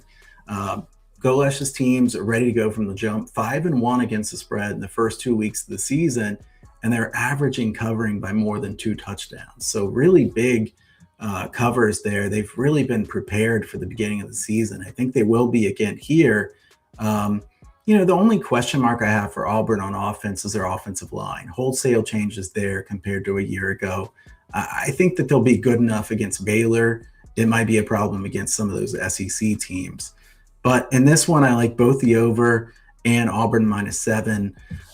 Fast track game here. I think we can get some big plays from both sides. I do think Spavital is a good offensive coordinator for Baylor, so maybe he can scheme up a few things. But Auburn's the better team. I would trust laying it with them as well. Completely agree. It's really tough to see Auburn's offense not looking explosive. Do you remember the South Florida offense from last year with Byron Brown? It's that. But they come over to Auburn and they now add 2 superstar running backs. They bring over 4 of their top 5 receivers. They had some power 4 offensive linemen, although the offensive line's a little bit of a question here for Auburn. But it's hard to see this exact same offense that we saw have so much success last year. It's hard to see it not being explosive here. And on the other side of the ball, like I said, DJ Durkin's still there. Xavier Atkins might be one of the best defensive players in the entire country for Auburn at linebacker. So I guess it comes down to how much you like Lagway. And like I said, like Kyle talked about, the Spavital has put together some explosive offenses. So maybe you're just a big believer in what he's able to do. Where do you land on this one, Duck? I'm pretty sure you agreed with me on Auburn way back when. Yeah, I would lay the number. I will tell you, I don't like to disagree with Kyle Hunter on totals, but Jake Spavital has been judged not on the points scored, and they scored 31.5 points per game last year and still lost 7 games. I really think Baylor wants to run the football more this year, and I think they're going to hand the ball to Pendergrass. Lagway, I don't know. I don't think that the offense is going to be overly improved, losing 10 starters from last season. I don't love what they're equipped with at the receiver position. They had so much explosivity in the receiver group, and I don't think they have that this year. They do have a nice tight end room, and they've got some guys like Kloffenstein and Livingston that they can use to potentially set up a power run game, and I do think Auburn's defensive front is going to be down. Everybody loves the South Florida offense and the high-flying nature of it, and I agree it is fun to watch and it is productive. They feasted on horrific defenses. They feasted on Charlotte and Florida Atlantic and UTSA away from home and Rice and UAB. It's just not even close to the same type of athlete that they're going to see here. So I think it does take a little time, and I think the offense will look jerky. The other thing, South Florida's offense ran the ball 56% of the time. This is a run-first offense that is used to set up the explosive pass. And I wonder, I don't like Aranda. I think his time in Waco is probably coming to an end. The defense has just not been fixed. But bringing over Clanderman, who brings over 3 of the K-State defenders with him, could help, and it could provide a little more toughness in the secondary. And I actually think the linebacker group is somewhat shored up. I think that this could be a little bit of an improved group. Baylor spent a lot of money in the offseason portal on their defense, and I just think it seems so obvious to take a high-flying total with Baylor and Auburn. I think both of these teams want to run the ball, and I think both of these fronts will be inviting to allow that. And I think it could be hard for both of these teams to, if we don't get the explosive long touchdowns, I wonder if these teams can operate in the red zone or if we're going to see them kicking field goals here. So I don't have a bet on this, and I'm not even suggesting that I'm going to, but I could see a real path to a game that ends 31-27 or 31-24, and it just doesn't quite get there because of a concerted effort to run the football and maybe a lack of explosive plays. I can also see a situation where maybe Auburn extends the game in the fourth quarter and Baylor just has to throw up the white flag with 3 minutes to go, and this ends up being a 14-point Auburn win. So if pressed, I would lay it. I would try to find a 7 flat, and I think those are still out there. But I really don't have an exceedingly strong opinion either way. I do think that I think these teams are going to run the ball and the defenses will be inviting, and we're not going to get explosive plays. As far as the total, I don't know if I could side with either one of you. I could see it both ways. I do think I do agree with what Duck's saying as far as Baylor's defense. Baylor's defense has been so disappointing under Aranda that I think a lot of people might just be chalking them up. It's Baylor. Their defense sucks. They did spend some money. Wheeler from Indiana on the defensive line, he's a monster. in the middle there. I mean, they do have talent on defense. It's just never worked with Durant. I mean, Baylor's defense, I believe they've had the worst defense in the Big 12 2 of the last 3 years or something. This is a defensive coach, so it's just tough to believe in the defense he's putting together because it's not like he's never had talent there before. But to be fair to Baylor, they did spend some money and bring in some real pieces on that defense this year. So, Louisiana Monroe, Mississippi State. Which one have you picked this one? That was me. I'll make this quick. I know there's a lot of people in the chat too, Sauce, that are ready for baseball. So I won't bore you guys with too much ULM versus Mississippi State. We did put a Baylor Auburn game in there. Somebody said earlier these are sicko games. Like Baylor I love Auburn. the sicko games. But Baylor Auburn is at least bigger name teams. So, but ULM Mississippi State. I mean, we're dropping off here, especially with ULM. The reason I wanted to touch on them is they brought in this new OC from Iowa Central Community College. I mean, quite the trip from Iowa Central down to Monroe. And he played really fast. They want to play really fast. They're talking about taking deep shots. My problem is, I mean, do they have the talent on their roster to be running the type of offense that they want to run? I mean, I don't think this is going to go very well from the beginning. I think the really quick pace they want to play at is probably just going to make them lose by more, at least from the beginning. Chaney at running back, I mean, they better hope he's really good, the Miami transfer, because they really don't have much in the way of talent. I think Vincent's a decent coach. He just doesn't have that much to work with. ULM defensively way overmatched on the line of scrimmage. Their secondary was terrible a year ago. I think Traylor could be a good playmaker at quarterback for Mississippi State. Bothwell is a good running back. The question for them is their offensive line. Their offensive line will struggle against a lot of the teams they play this year. It's not going to struggle against ULM. Lebby's teams have not been favored by a large amount many times at Mississippi State, but they are 3-0 against the spread. The 3 times they are favored by 2 touchdowns or more, and they've covered by a good amount. Bryant Vincent's team has been 21-point dog or larger 3 times. They're 0-3 against the spread, and they failed to cover the spread by 18 points on average in those games. Just getting absolutely drummed. Mississippi State has a brutal schedule, and they won't be able to run up the score. They won't have a chance to run up the score very often. Here is that one chance. Now, I don't know where this line's going to go. I do want to lay the points here with Mississippi State. I haven't done it yet. Let's see where this one goes, maybe 28 and a half. But strong lean here toward laying the points. And Sauce, I don't really like laying the points with this kind of spot too often. But week 1, blowout, I think it's coming here. Yeah, I can't say I'm interested in doing that. But Louisiana Monroe is just not very good. I know that they had some hope heading into last year. I was not a buyer. I was not buying the hope heading into last year. Duck, Warhawk fans, any reason for them to be excited? Well, I mean, it is Brian Vincent's strongest team that he's had yet, and they were very close at times last year, and the defense did play a little bit tougher against competition of their level. But you look at their wins. They played St. Francis of PA, who was transferring to the Division III level after the season, and they experienced a mass exodus of talent. I think St. Francis of PA averaged 8 points per game last year with an FCS schedule, so it's hard to draw much from that. They beat UTEP, who was garbage, and had Skylar Locklear at quarterback. We'll look to continue to fade him at Missouri State this year. And they beat Arkansas State for the first time in 15 years. Yeah. Arkansas State had won 15 in a row and covered 15 in that series in a row. And then you just started to see the slide against better competition in the Sun Belt. I don't know that the offense is going to work here, and Kyle makes very valid points that the tempo is going to increase, and that is going to, in this game, just create just situations where the possessions are quick. I don't believe that Aiden Armenta is going to be able to execute and deliver on those longer downfield throws. He just has not been able to do that.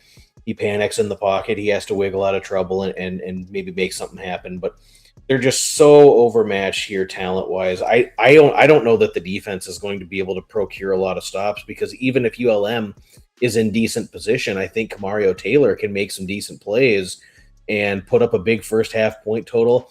I don't know necessarily if it's a situation with Minnesota on the road where you're getting the full go with Camario for a full 3 quarters. I think if this gets way out of hand, I think you're going to see AJ Swan and then possibly even Jaden Rashada into the game for Mississippi State. But I do think that this is a situation where Mississippi State can put up a really big number, and they should put up a big number. I think this is akin to a situation that we saw last year when they hosted Alcorn State, and this line opened 28.5. It ended up getting to 35 or 36.5, 63-0. And I'm not going to call for that, but this is, if you're going to do this, I think you can lay the number, but you can also margin call this one and lay some 33.5, some 37.5, and try and play that up and look for a 56-10 type of win. And I think that this is a situation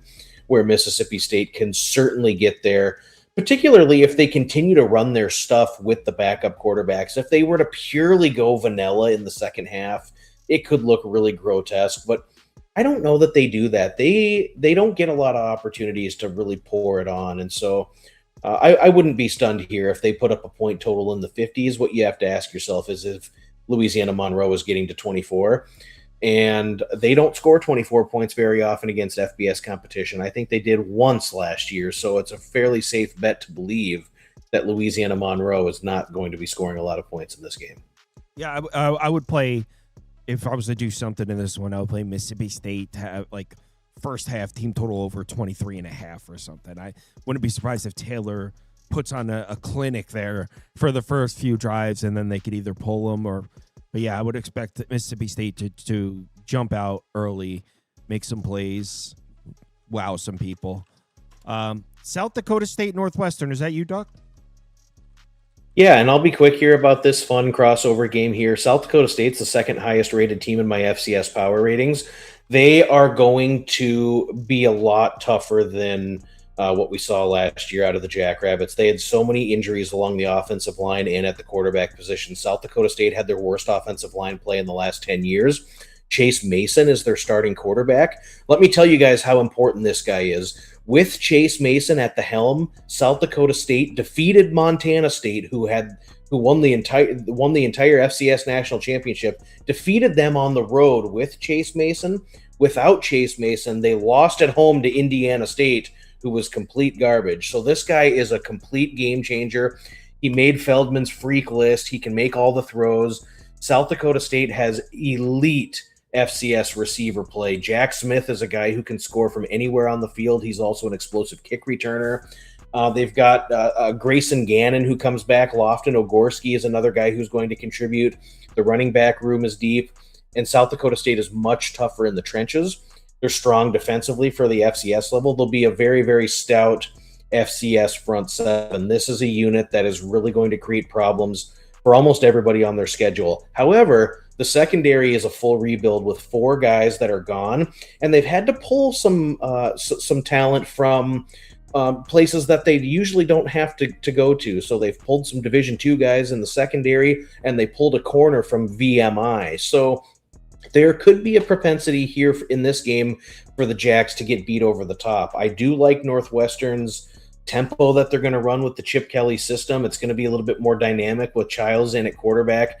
And Northwestern actually has a pair of decent receivers with Eljon, and also Griffin Wilde is one of the best receivers in the Big Ten that nobody talks about. He actually played at South Dakota State. He's from the area, but Griffin Wilde is going to catch a lot of passes in this game. I think we'll see some tempo. I think both of these teams will have an opportunity to procure big plays. I want to bet the over in this game, and I want to bet Northwestern opponent team total overs this year, as I don't think their defense is going to be very tough. So spread and total where it's at, we're looking at about a 30-16 type of game. I want to go South Dakota State team total over, and I want to go full game over here. So what do you think this say that again? What do you think the South Dakota State team total is going to be? Well, you know what? It's going to be like, 29 to 17, 20. Hold on. 30 to 16. 30 to 16 would be about what it is. So I'll go 16. 30 to 16 and a half. Yeah. So when sometimes we get the derivatives on these crossovers. So over 16 and a half is absolutely a full send on South Dakota State's team total over. And I don't even know if this game's going to be overtly competitive. It could be 41 to 20 or something like that. But I do think this is going to be a game that sees a decent amount of points. So, and you got to wait on this one because Northwestern is christening their new exquisite $1 billion stadium, but that doesn't happen until later. It's not this game. So they're playing in the pop-up shack that's right on the lake. So you do need to wait on this one because what can happen in this game? Wind, and it could really affect the theology that I have on this game. So don't put in a play now. You got to wait until about 24 hours before kickoff. Even if you have to give up a little point value, you don't want that lake wind, and that stadium is like 45 feet from the edge of the edge of the land. So you have to wait. Yeah, they're right on the lake there, and I believe they christened their new stadium for the Rutgers game, October 24th, if I remember correctly. No, I think it's earlier than that. They changed it. They've changed it 3 times. I had a game circled. They were going to do it against Iowa, and then they were going to do it against Rutgers. But now it's Penn State is when they're going to do it in week 5. They play this game. They have a bye, and then they play the next 3. But it's week 5 against Penn State. They want to christen the stadium by getting smacked around by Matt Campbell. Kyle, any opinion on this one? Well, I mean, I'm not going to pretend to know 10% of what Duck does about South Dakota State, but I do know that they have a good offensive front. Christensen's a really good offensive lineman for them leading the way. I think defensively, they have 2 really good defensive ends. I think they'll be able to rush the passer really well throughout the course of the season. I mean, South Dakota State, like Duck said, their upside's really high if the quarterback's healthy. I know he dealt with quite a few injury issues throughout the season last year. I don't know that I'd want to lay the points here with Northwestern. I'd be more inclined to want to take South Dakota State. Let's see if this one goes to 14. I won't bet this one now. This is one I'll revisit, but I would be leaning South Dakota State. I think Northwestern's strong in the secondary, but I think the interior of the defensive line will give up a lot of rushing yards this year. And I think, you could even make an argument that if it is windy here in this game, it might help South Dakota State because then they can run the football a lot. Both teams should be able to run. I like Salchuk and Komolafe a lot for Northwestern. Komalafe's good, man. I mean, Komolafe is very good. Now you have a backup. And Chip Kelly's offenses, some people don't realize they run the football a lot. They are going to run. They'll probably have success running too. So I think the over does make some sense based on, I think both teams can have success at what they want to do. So here, I think Northwestern's defense is weaker than most people believe, and that's why I would lean South Dakota State, but I also would lean the over. And let's see if we can get that 16 and a half. If so, I think that would be a good bet. I like Northwestern. I don't like this matchup in the opener for them. This is a very strong FCS program. Kyle, where can they find you? You can find me at huntersportspicks.com. You can follow me there on X at Kyle Hunter Picks. It's good to be back talking college football. Yep, we're just a few days away. Well, 1 day away for FCS. Duck, I'm sure everyone watching knows where to follow you by now, but if they don't. Yeah, Action Network, 3 shows a week. I'll be writing up game articles for them in season, twice a week here on your program. I think we're doing Tuesday and Wednesday nights, but subject to change. I do the Bet US show twice a week on Mondays and Thursdays as well. VSiN, there's a ton of places I've been all summer. So if people want to find me, I'm certainly not hard to find. And then Twitter as well, Step on a Duck. Cool. Thank you guys for joining. See you guys next week. We'll be talking week 1. We'll be really in the thick of it. Talk to you guys Can't later. wait. All right. Let's see. Hey, Kyle. Let's see who shows up. Oh, Jones is here. I just sent out invites. I wasn't sure who was going to make it. I don't think we're going to get Spoon. The Jones makes it. He goes, obviously. Hold on. Do I have a Toast TV Jones? Yes, I do. Right here. Boom. Yeah, I had your last name as one. I don't remember ever making that one. I find my nickname. Yeah, before I landed on TV Jones. back when you were just Jones. Or what is Stooley Picks? I don't know. I made it a long time ago. That was him I'm trying. assuming out it for probably had Barstool. something to do with Barstool if I knew myself, Oh, but so I'm you- not even 100% sure where it came from. So that would explain why you read Dave Portnoy's books. We went over this. I'm not a diehard I like my guys. The Pardon My Take, some of the Chicago guys.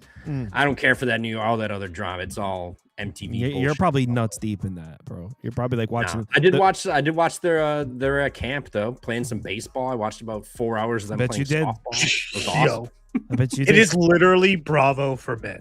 Oh, Like, I know. that is what There's it's something will turning pop up on my thing. It'll be like, here's Cam Newton shooting 3-pointers. And I'll be, who would watch this? TV Jones would watch this. I'd scroll and I'd be like, why am I watching? I do get into like the AI slap videos and shit. Like I can't stop watching them. I mean, I'm not gonna lie. I mean, it's obviously Barstool's a huge company. I've clicked on their videos at times, and when there's like 47,000 people in there, you're like, damn. One day. No, there's just not. There's just not. They have a younger crowd that there's just way more of them than there is people that would be interested in our shit. Rockies Nationals toast. Gabriel Hughes, Jake Irvin. Where we at? Yeah. So this one again, it's kind of that part where I just don't know if the Nationals should be favored really against anybody at this point.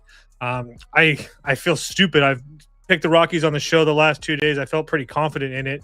They won easily, essentially both days, and I didn't bet it, but I have a feeling that the Nationals can have a chance to win this game tomorrow. I know that Jake Bennett hasn't pitched well of late, but some of the competition I will give him is pretty good compared to this Rockies lineup. A Rockies lineup that I know has went off for the last couple of days against some mediocre pitching, but I do think that we have to remember that this Rockies team can't hit to save their life. I know that obviously on the full season and stuff, some of their numbers pop, but most of that is a part of that is because they play in Colorado. And Gabriel Hughes is a guy that I think that we all wanted to be good, and he's just really not there yet.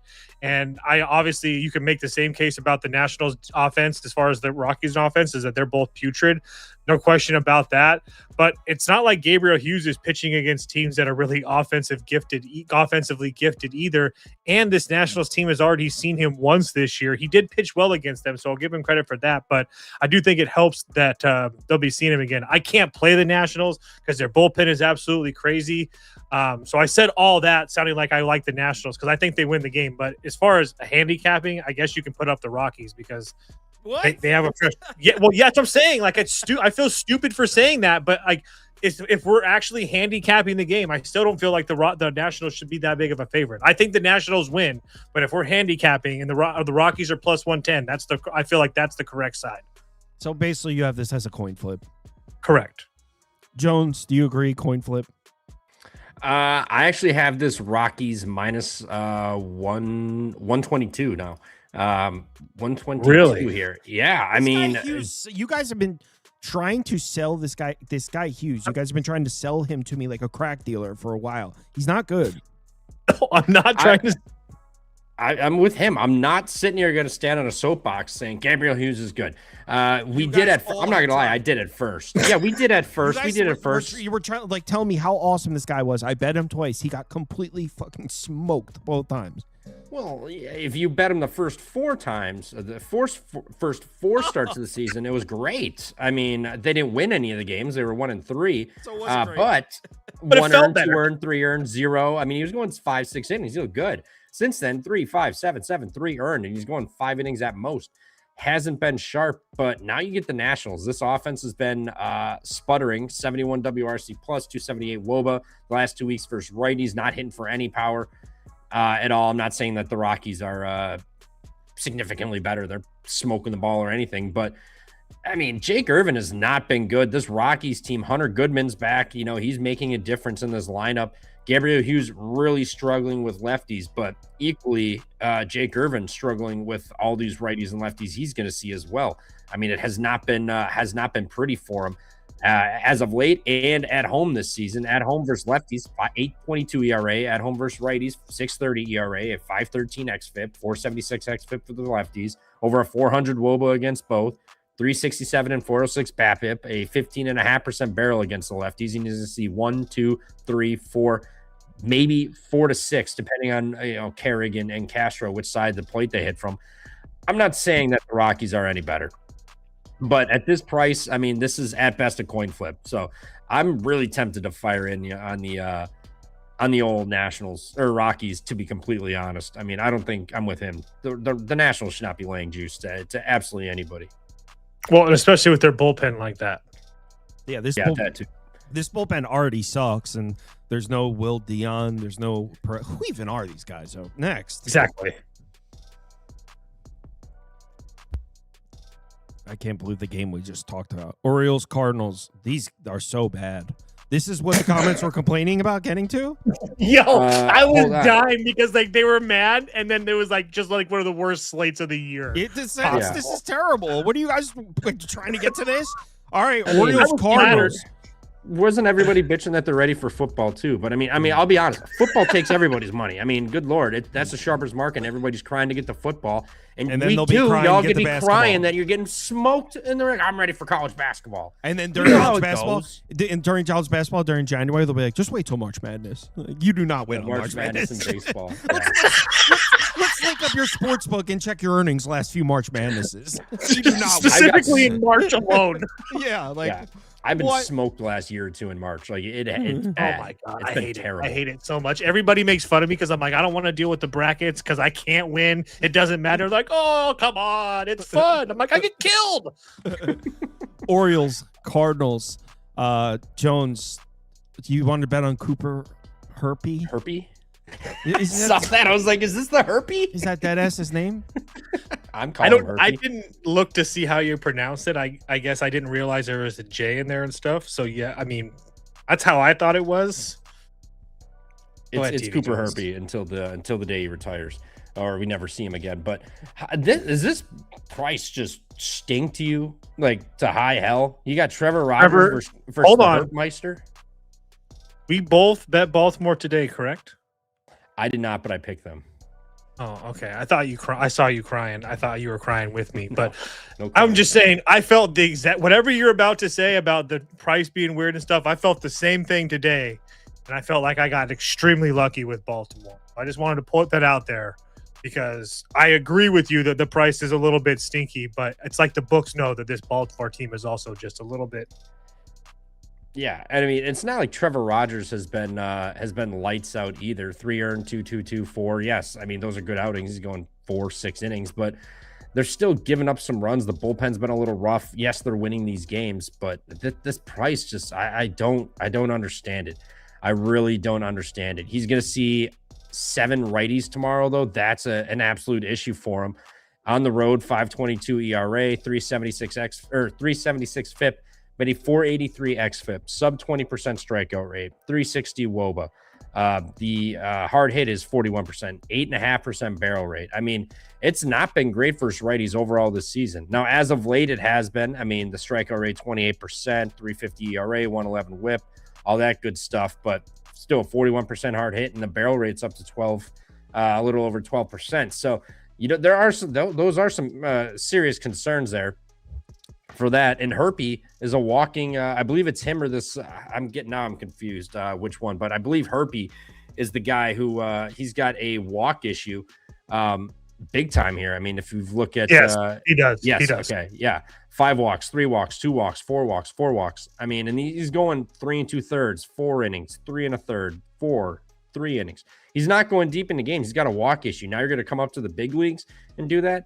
At this price, I feel like we have to take Baltimore, and if we lose, so be it. We lost at a -110. We weren't laying 145 with Trevor Rogers or whoever here on the road. So it would only be the Orioles or pass for me, and I might fire on it. But look at that time. 2:15 day game. Everybody and their brother will be on Baltimore here, fading Herpes. So probably stay off for me, but it would only be Orioles.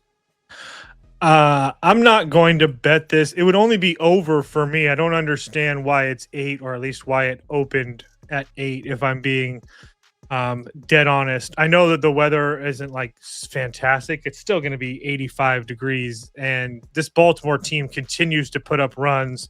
over and over again, and they've been really, really good versus left-handed pitching over the last month.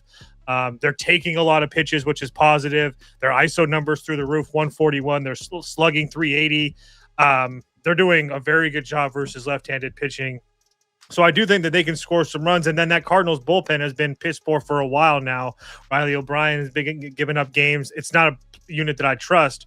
And then on the other side, Trevor Rogers versus a Cardinals team that's been really good versus left-handed pitching all year long. They're going to stack the box with a whole bunch of righty bats, which he definitely struggles with. The Orioles bullpen, you have Kittredge, Garcia, Wolfman, all on 26 pitches or more, or 25 or more.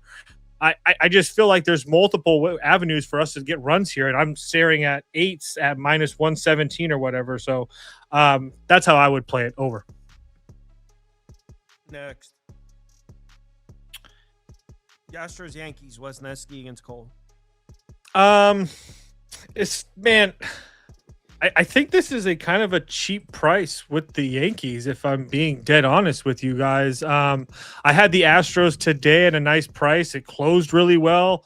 And it was a really good game until I think it was the 7th inning when the Yankees scored, I think 4 runs or something like that.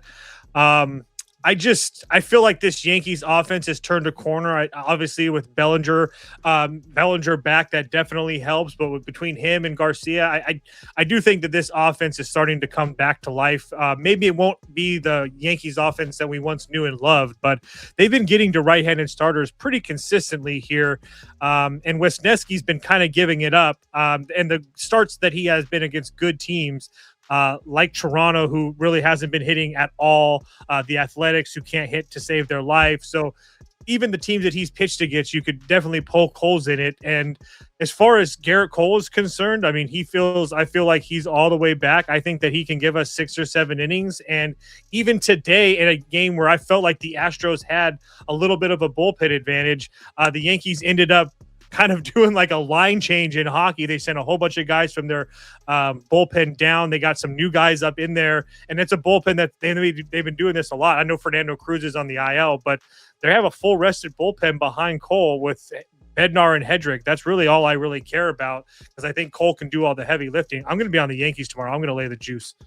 Jones? Yeah, I like the Yankees. I might just do the run line. I mean, we're seeing the offense come back to life. Like, they're just showing back up. 9, however many they scored today. They got 9 the other day. 7, 8, 3, 6, 5, 3, 4. The offense is coming back, and now you're adding Bellinger into this mess. Wesneski, I mean, yeah, great. You pitched fantastic against the A's in Houston. Fantastic. Might have been his best outing of his career. He's going to get slapped around tomorrow. Here, Cole, I will say the fly ball issues kind of a little bit of an issue at times, but with wind blowing out, that could be an issue. But overall, this lineup not really too scary. The Yankees complete their bullpen. All their top arms are going to be available. Bednar, Hedrick is available. De Los Santos is going to be good to go. Yarbrough. I mean, they got everybody available that you would really want to go. So other than Blackbird, I have no issue backing this Yankees team. Might just do a run line or a Yankees team total over 4.5, but it probably just taking the run line, to be honest, with the Yankees, because they can score a bunch and then they're going to lock it down. I don't think they have any issues putting up runs here tomorrow, especially with the wind and weather factor going on here at the Skanky Stadium. So now you guys trust the Yankees lineup?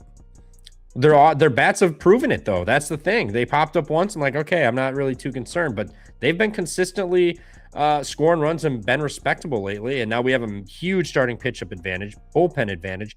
And Wesneski coming off of pitching great against the A's. Cool. Now you're hitting the road in a very offensively driven park here tomorrow with great weather against the Yankees team that's scoring plenty of runs.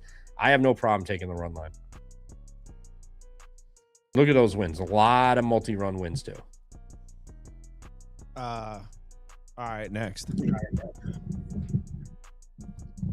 No, Lalo, I have Milwaukee tools. Royals, Blue Jays, Noah Cameron. Goat Cameron on the mound. TV Jones is in piss. No. You were hating on Noah Cameron. Who wasn't? I mean, who of us has not made fun of Noah Cameron at some point? Just bring up the Blue Jays bullpen. Yeah. It's Go ahead, it's going to be, it's just Royals for me here. I mean, Cameron's been fine. Spaghetti, god awful. No bullpen there at all. Randall, one bad inning today. Other than that, the Blue Jays did nothing. Kansas City had bases loaded, 1 out, did nothing. They had guys in scoring position, what felt like almost every damn inning, just couldn't get it across. Now we're going to have a massive pitching advantage here. The Royals offense, I think, has been more consistent. Yes, they did nothing today, but they were a hit away from scoring 2-3 runs and at least making this an interesting or go to extras. So Mr. Spaghetti, I mean, you're going to throw him in here versus this lineup with all these lefties. Good luck. I'm going to consider this a road start. This is his first home start in Toronto since being traded. 6.84 ERA versus lefties, 2.28 ERA, 7.55 xFIP, 4.18 WOBA. I mean, it's not good on the road versus lefties. 136 he's seen this year. Nothing's gone according to plan. In the last 45 lefties, 13% strikeout rate, 286 whip, 1350 ERA, 499 WOBA, 455 expected, 15.5 barrel rate. It's not been pretty. I will gladly lay this price with the Royals tomorrow. And if they lose, so be it. I'll take him at this price with Noah Cameron in this form that the Royals are playing against Spaghetti any day of the week. Yeah, I've already bet the Royals at minus 108. I think anything 115 down is good. Again, I've said this multiple times this week. This Royals team continues to go under the radar. I know that they lost today, but they have been, I think, the hottest team in baseball the last couple of weeks. And they've played a lot of bad teams. I've made sure to mention that every time as well. But they're also seeing another team that has played better as of late. But like Trevor talked about, the starting pitching advantage for me is everything. Noah Cameron has turned into the Cy Young pitcher that Kyle bet on preseason over the last 2 months and change. After he had a little bit of a bad spurt there, but he has been almost untouchable. And it's not just 1 or 2 starts. I mean, he has 4 starts, or 3 starts, 4 starts or more of 7 innings of no-run baseball. You could throw a 5 innings no-run baseball in there as well. And we've talked about this Blue Jays team versus left-handed pitching all year long. They've started to come around a little bit, but that's just their offense in general. But again, I think that Cameron over Spaghetti is a huge thing. And then that Blue Jays bullpen. And that's a big thing for me because Arrighetti hasn't been going deep into games. I think he's only gone past the 5th inning, I think, like a few times over his last few starts. So it's not a guy that I expect just to take the ball and go deep into this game. So I've already bet the Royals on this one. So wasn't Woods Richardson supposed to pitch yesterday? Yeah, it was like a it was a Beaver's spot in the rotation, so they had to like fill it. Brewers Mets 193 for the Brewers in Queens, where they almost never win. We just smoked you. Got one. I don't know about that. Body It was gas. that was like death by 1,000 paper cuts. But Brewers do. It's a pretty steep price to play for a pitcher that might not even pitch that deep into the game. I mean, y'all been saying that for a minute. Oh, this and that, and the third. Still going 6 innings, 7 innings, 100 pitches, doing his damn thing. I told you, when he is tired, he will let them know, and he will come out. That's what he does. He gives it all, and then he says, "Hey." What he does? What he does. Let him know. Good, he goes, throws 100. He throws 100% all the time. And then when he's starting to feel tired, he lets them know, and then they get the bullpen going. So he says, "I'm tired." He says that's it. You know, that's he it. Says that tank's running out. I don't know exactly what he says, but that's what they've said. He does tell them when he's starting to feel tired or whatnot. And I know he's got a lot of innings under his belt and pitches and everything else that Spoon likes to try to gotcha me on with him, but. This is Jacob Mizorowski here. I mean, what do we expect the Mets to actually do? Like, what about the rain? I'm not worried about rain. Well, yes, I know there is some rain. There is some rain in the forecast there. When, I'm not sure, but I know it is going to rain. But that's fine with me. Our bullpen is completely good to go here. The Mets. I mean, shit. Who'd they have today? Jan, dang, they're good. Yeah, I mean, so they're fine here, and so are the Brewers. Chatty P's good. Unfortunately, Ashby, McGill, Sensatella, Gotella, all good to go. There, Abner's coming back soon. Just pitched across the street from my house yesterday, actually, and it went fantastically for him. I'm not too worried about this Brewers team. Murphy yanking Pratt out last night seems to have lit a fire under their ass because they'd played with effort and intention today. I think that happens again tomorrow, and you're gonna have Miz here. If they lose, so be it. But it would only be Brewers run line for me, or Miz record win. But it's Brewers only. That's the only way you play this. What a bunch of horse shit. Toes. Yeah, I would agree with Sauce here. Kind of spelled like that to me. This Mets team is absolutely destroying right-handed pitching. I don't think you can say that about Atlanta, the Dodgers, Minnesota, the Angels, Colorado. He's faced this Mets team on 720, but that wasn't when the Mets were truly back. That was just the regular Mets. So I do think that it's very capable that the Mets can score a couple runs. I'm more worried about what we're going to get out of Sean Manaea. He's had back-to-back starts where he hasn't looked great, but he's looked really good for this Mets team this year. This is going to be a kind of a tough matchup for him with a whole bunch of righties in that lineup for the Brewers and a team that can get on base and take their walks. I actually kind of lean over 7.5 in this game. I feel like if you were able to get a few innings out of both of these starters and they give up 1 or 2 each, and if the rain does have a factor in it and we get these bullpens, I know that they're very good, but I just think that there's multiple ways to get runs here. It would be over or pass. I don't really have any interest betting this game. I think it's pretty efficiently priced. You can get a 7. I know. Trust me. I'm like, ugh. Let's go to the next game, and the next game is it's the prize pick segment. So the Claude streak ended, right, Toast? Claude streak ended. He was going for 4 in a row. Well, you got kind of screwed too because you had Dustin May and he left after the first pitch because he got tagged. That's how I lost. Yeah. Oh my god. So I don't even know if you can. I mean, yes, it's technically a loss, but did I send you the wrong picture? I did. That's what you sent me. I sent you the wrong one then. It's supposed to be Lindor Mizorowski. I sent you the wrong one. That's on me. Just read it off. Francisco Lindor, 1.5 hits, runs, and RBIs. Mizorowski to give up just 1 earned run. I think Lindor does this thing. Like I said, I like the over in that game. So those are my 2 for tomorrow. Yeah, Lindor might hit 2 homers off of Miz tomorrow. I was gonna say Miz. I'm reading something, please. That's for the prize picks. Play $5, get $150 if you win. That's by using the promo code HMA. Sir, it is my time.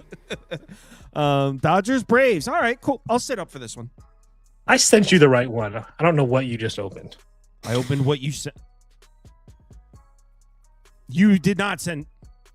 Oh, I opened an email from you from August 21st.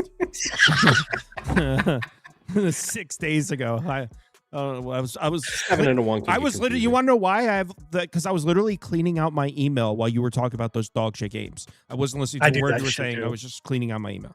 Oh, I could tell. That's why I was like hosting too. Dodgers Braves. I'll sit up and listen to this one. Jones, I heard this is your bet of the day. Oh, that's news to me. I guess so. I just made that up. I don't know if it is. I like the Braves here again, man. They're playing really good. I know the Dodgers had chances. They had bases loaded back-to-back innings and did nothing. Today, Chris Sale coming in here. I mean, Chris Sale's been fine. I have nothing to complain about Mr. Sale, especially at home. Yamamoto better on the road than at home. I think this is a pitcher's duel, but I think Chris Sale gets the best of it. This Atlanta team's playing a little motivated. Dodgers still looking a little nonchalant, going through the motions, dilly-dallying around. Again, they had chances today, I will say, but the urgency doesn't seem to be there with this team. They know they're in the playoffs anyway. It doesn't really matter. But Chris Sale and the Braves, I've liked what I've seen from them so far this series. Again, they were absolutely dog shit coming into this. And since then, they've been fantastic. You look at the Dodgers bullpen, Scott's on back-to-back days, Henriquez through, Phillips through, Brock Stewart through. That'll leave Vesia, Dreyer, and Hurt tomorrow. And then for the old Braves, Dodd and Lee are on back-to-back. You're not going to see them in Madero says. So it leaves Iglesias to come in and close, Kerr and Suter. And then if need be, I wouldn't be surprised if Dodd comes in. He only threw 11, but he is on back-to-back. So I think if they have to use somebody that's used, it'll be Mr. Dodd here. But I don't see Chris Sale having a terrible game where he gets blown up and he can't do anything against this lineup. Going to see 4 or 5 righties or 4 or 5 lefties, depending on how they bat. But The only bad thing you really say about Chris Sale is the whip he has versus lefties as of late, 166. But other than that, at home, he's been solid. 341 WOBA, 142 whip versus lefties. But again, he's only going to see 4, maybe 5 of them tomorrow. Rortavert, Kyle Tucker, Freeman, Ohtani, and then maybe Edmund. I mean, other than Ohtani and Freeman, nobody really leaves you shaking in your boots there. And then Yoshi, I mean, he's been fantastic on the road. You really have no complaints about what he's doing. Been lights out. So I see why you want to take the Dodgers plus money. I get it. But I just think this Atlanta team's playing with a little bit of motivation. I mean, I think they're still leading their division. It did close down. The lead has closed down, but you got the Dodgers in town. You can see they're playing with a little bit of pep in their step. Dodgers kind of nonchalantly going through the motions. I think Braves get this here, but it is not my bet of the day. Isn't Yamamoto like a monster on the road? Yeah, this game, I've already bet the Dodgers plus 105. If the line moves against me, I'll bet him again. This is flipped. This has gone too far. Sauce has mentioned it. I think we've all mentioned it as well, that this Braves offense is heating up. Yep, no question about that. I'm not trying to say they're not, but they were decent dogs, not like anything crazy, but decent dogs the last couple of days, and now. And keep in mind, it was like Roki Sasaki on the mound too. So I don't even, and then Glass now with his first start in months or whatever. So, and the Dodgers were still heavy favorites. Now the Dodgers have their ace on the mound, and yes, he is facing the Braves ace as well. But I don't think it should have been flipped like this. I don't think we should be getting Yamamoto at plus money here. He's been an absolutely fantastic on the road. We've all went through that. This Braves offense has been struggling versus right-handed pitching. Yes, they are heating up, but it's not, again, they're not winning a whole bunch of games versus right-handed pitching. They finally got that one versus Glass now, but both of these games have been one-run games. It's not been close. And yes, you can worry a little bit about the Dodgers bullpen. You guys know, if you guys know me, I could care less if Tanner Scott plays baseball or not. He means nothing. So him being available or not doesn't change or move the needle for me. Besides that, everybody's available in that Dodgers bullpen behind Yamamoto, who's probably going to go 7 innings regardless, unless he gets absolutely shelled. But I just have a hard time believing that happens. So and if you look on our spreadsheets, like the prices that Yamamoto has commanded, it was at home, but I think the Brewers team should command more or a better price in market, even with it at home. And he was 134, 140, depending on that. You shouldn't be getting him this number, even him on the road, where I think he actually pitches better. You shouldn't be getting him at plus money. I've already bet the Dodgers. So I ran a bunch of numbers, baseball numbers for the last 5 seasons before the year started. And one of the things I did notice is in the last 5 seasons, the average home field advantage in Major League Baseball is exactly 9 cents. So on average, vig free, the home team is minus 109 and the road team is plus 108. It's plus 109. I'm sorry, vig free. Mm-hmm. So the reason I'm saying that is right now the market is saying Chris Sale versus Yamamoto on a neutral field is essentially a coin flip. So kind of an easier way to visualize it. They're saying Chris Sale and the Braves equals Dodgers and Yamamoto right now on a neutral field. Obviously, the 9 cents is because they are in Atlanta. So there's something to wrap your mind around. It's do you agree with that? I don't know. I actually don't think it's crazy that Chris Sale and the Braves versus Dodgers and Yamamoto would be close to a coin flip. I probably would lean with Toast a little bit on the Dodgers side of things, especially with the Braves bullpen in the situation they're in. But I'd lean towards Toast. I think on a neutral field, I probably have the Dodgers around minus 105, minus 110 on a neutral field. So in Atlanta, I'd probably have it like Braves. I'd probably have it around a coin flip in Atlanta. So plus 108, I'll lean Dodgers. I'd probably have it at plus 100. Toast, are the rumors true that you love Dodgers plus 1.5 tomorrow? No need. Someone said Chris Sale is older than Toast. Let's see, how old is Chris Sale? I was going to say, I don't even know how old Chris Sale is. He's 37. Okay. You're 37. Oh, you're 37 too. Yeah, I'm 37. What's your birthday? October 28th. So you're about to turn 38? Yep. Are you serious? Yeah, you're about to turn 30. So you Chris Sale doesn't turn 38 till March, so you're older than him by a few months. He's slightly more talented though. Hey, we've never seen Toast throw a ball yet. Maybe he has a nasty 20-inch slider. I don't think too. he does. I don't think he does. I wish. Next up, Giants, Diamondbacks in San Francisco. Jones? I liked the over here.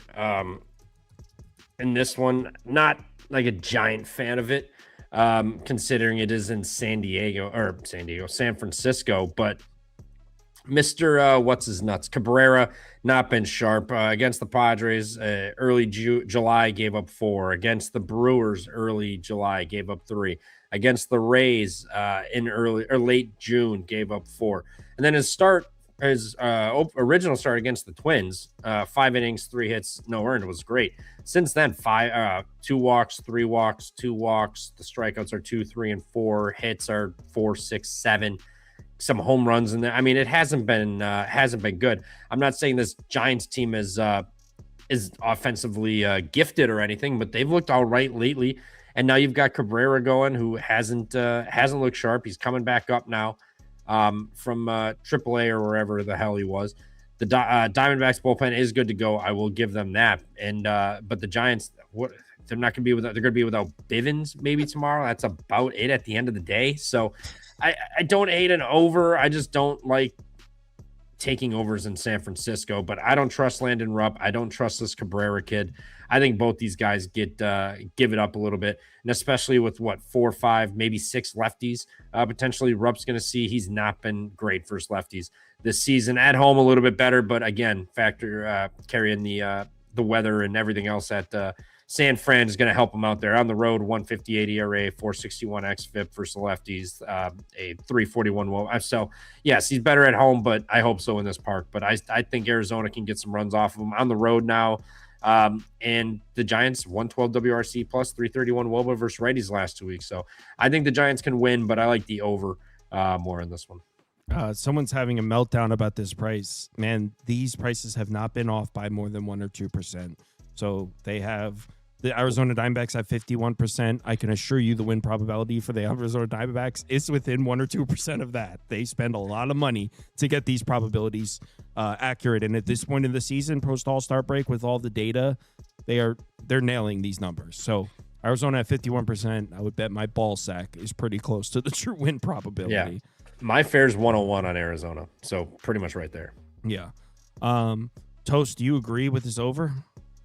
I guess it would be San Francisco for me, just to that point of the price. Whatever team was getting plus money would have been my bet. So the only thing that I would like to point out is the San Francisco bullpen has been pitching pretty well. I know they're on a little bit of the attack side, but they've been pitching like significantly better than the Arizona bullpen. So it's not like an easy. That's the only reason I want to make that point, is that's why I would take San Francisco at plus money. A couple questions for the comments. Someone wants to know if Ketel Marte has gotten a new group of friends yet. Doesn't sound like it. It doesn't sound like it. Also, John Bender is in the comments and wants to know if Toasty has a nasty off-speed junk pitch. Nope. I wish. I learned to love baseball. I wasn't like a baseball player or anything when I was younger. I played hockey my whole life and just fell in love with baseball. No, Toast has like a 78 mile an hour fastball with a little bit of movement, but not much action on it. Stuff plus sucks. You put snot on the ball. I ain't got an arm like yours, son. I gotta do anything I can. He's got no ride on that fastball. You trying to say Jesus Christ can't hit a curveball? All kinds of Cristo, art off. All right, so you know what? You know what I could do? So a lot of people didn't realize this. The college football spread. You guys can go, by the way. The college football spreadsheets are posted. So real quick, I'll go through it for the people in the Discord that want to see. So if you go to the left, it says NCAAF spreadsheets. It's the name of one of the channels, and the spreadsheets are posted here. There's a lot of people that want to know like what the stat categories mean. So I'll rip through it real quick because like I made them, so I know what they are. But then I was looking at them, I was like, damn, people might not know what this means. So, all right, so these are posted in the You know what? Let me get the quarterbacks right. So Del Rio, Wilson, and then we got Beck. All right, there we go. So these are what's posted in the Discord. So right here, first we got offense versus defense. This is yards per play, success rate, PPA per play. Then this is rushing, same thing. Yards per carry, success rate per rush, PPA per rush. Passing, yards per pass attempt, success rate per dropback, PPA per dropback. Same thing for Penn State's defense. So offense versus defense. This is explosive play rate, havoc rate allowed. So how many disruptive plays do you allow the defense to get on you? Explosive plays, obviously. Same thing for the defense. This is the strength of schedule, specifically on this side of the ball. So you can see the strength of the defenses that Marshall has seen versus the strength of the offenses that Penn State has seen. Same thing on the other side of the ball. Line of scrimmage, there's a bunch of stuff here. Just for people that are trying to get a look at the trench numbers, adjusted line yards, power success rate, stuff rate, front seven havoc rate, pass rush win rate, defensive strength of schedule, offensive strength of schedule. So those line yards, power success rate, stuff rate, front seven havoc rate, pass rush win rate. Whoops. 1 second. I messed up the quarterback thing. All right. So quarterbacks. So we got, this is his overall numbers. It's yards per pass attempt, big time throw rate, turnover worthy play rate, passer rating. So that's his overall numbers. From a clean pocket, pressured, blitzed. So 4 categories. Overall, from a clean pocket, when pressured, when blitzed. This is the strength of schedule of the defenses he's seen, and this is his average time to release. So you can see if he's a guy who gets the ball out quickly or hangs onto the ball for a while. And then Penn State's pass rush blitz rate, pass rush win rate, pressure rate, and sack rate. So that's kind of quarterback versus pass rush here. Same thing for the other side of the ball. Oh, no. I'm sorry. This is the same thing for the other side of the ball here. This is passing depth. Short / behind the line of scrimmage, intermediate passes, sideline, deep passes. That's frequency. So this is how frequently they throw to this range. Yards per attempt, turnover worthy play rate, passer rating.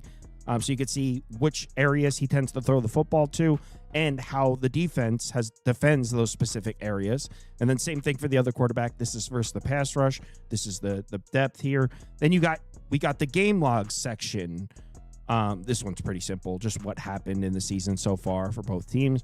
Offensive game log. So you got success rate per rush, PPA per rush, yards per carry, passing, yards per pass attempt, success rate per dropback, PPA per dropback, and then total offense. So this is just basically raw offensive efficiency numbers by game. So you could see the total offense is heating up, passing offense heating up. It's kind of easy to visualize that way when you could see it in log form. Same thing for the quarterback. Passer rating, turnover worthy play rate, big time throw rate, pressure rate, PPA per dropback. This is how much he was pressured in that game. So you can see how much pressure he's seeing per week, how he performed from a clean pocket, how he performed under pressure. Same thing for the defense, game logs. And then this is the same thing for the defense, by the way, the game logs, total, passing, rushing. And then this is the quarterbacks they've seen. So you can see how quarterbacks have performed against this team. And then same thing for Penn State, same logs. So yeah, that's what they're all posted in the just go to NCAAF spreadsheets. They're all posted for week 0. All the week 1s will be there Monday night. All right. Thanks everyone for watching. Be sure to I'll be back tomorrow night. Nothing new on the schedule. Upload that week 0 upload with all the week 0 games. There's 8 or 9 of them. That'll be probably Friday morning. So be sure to bet responsibly, guys. Talk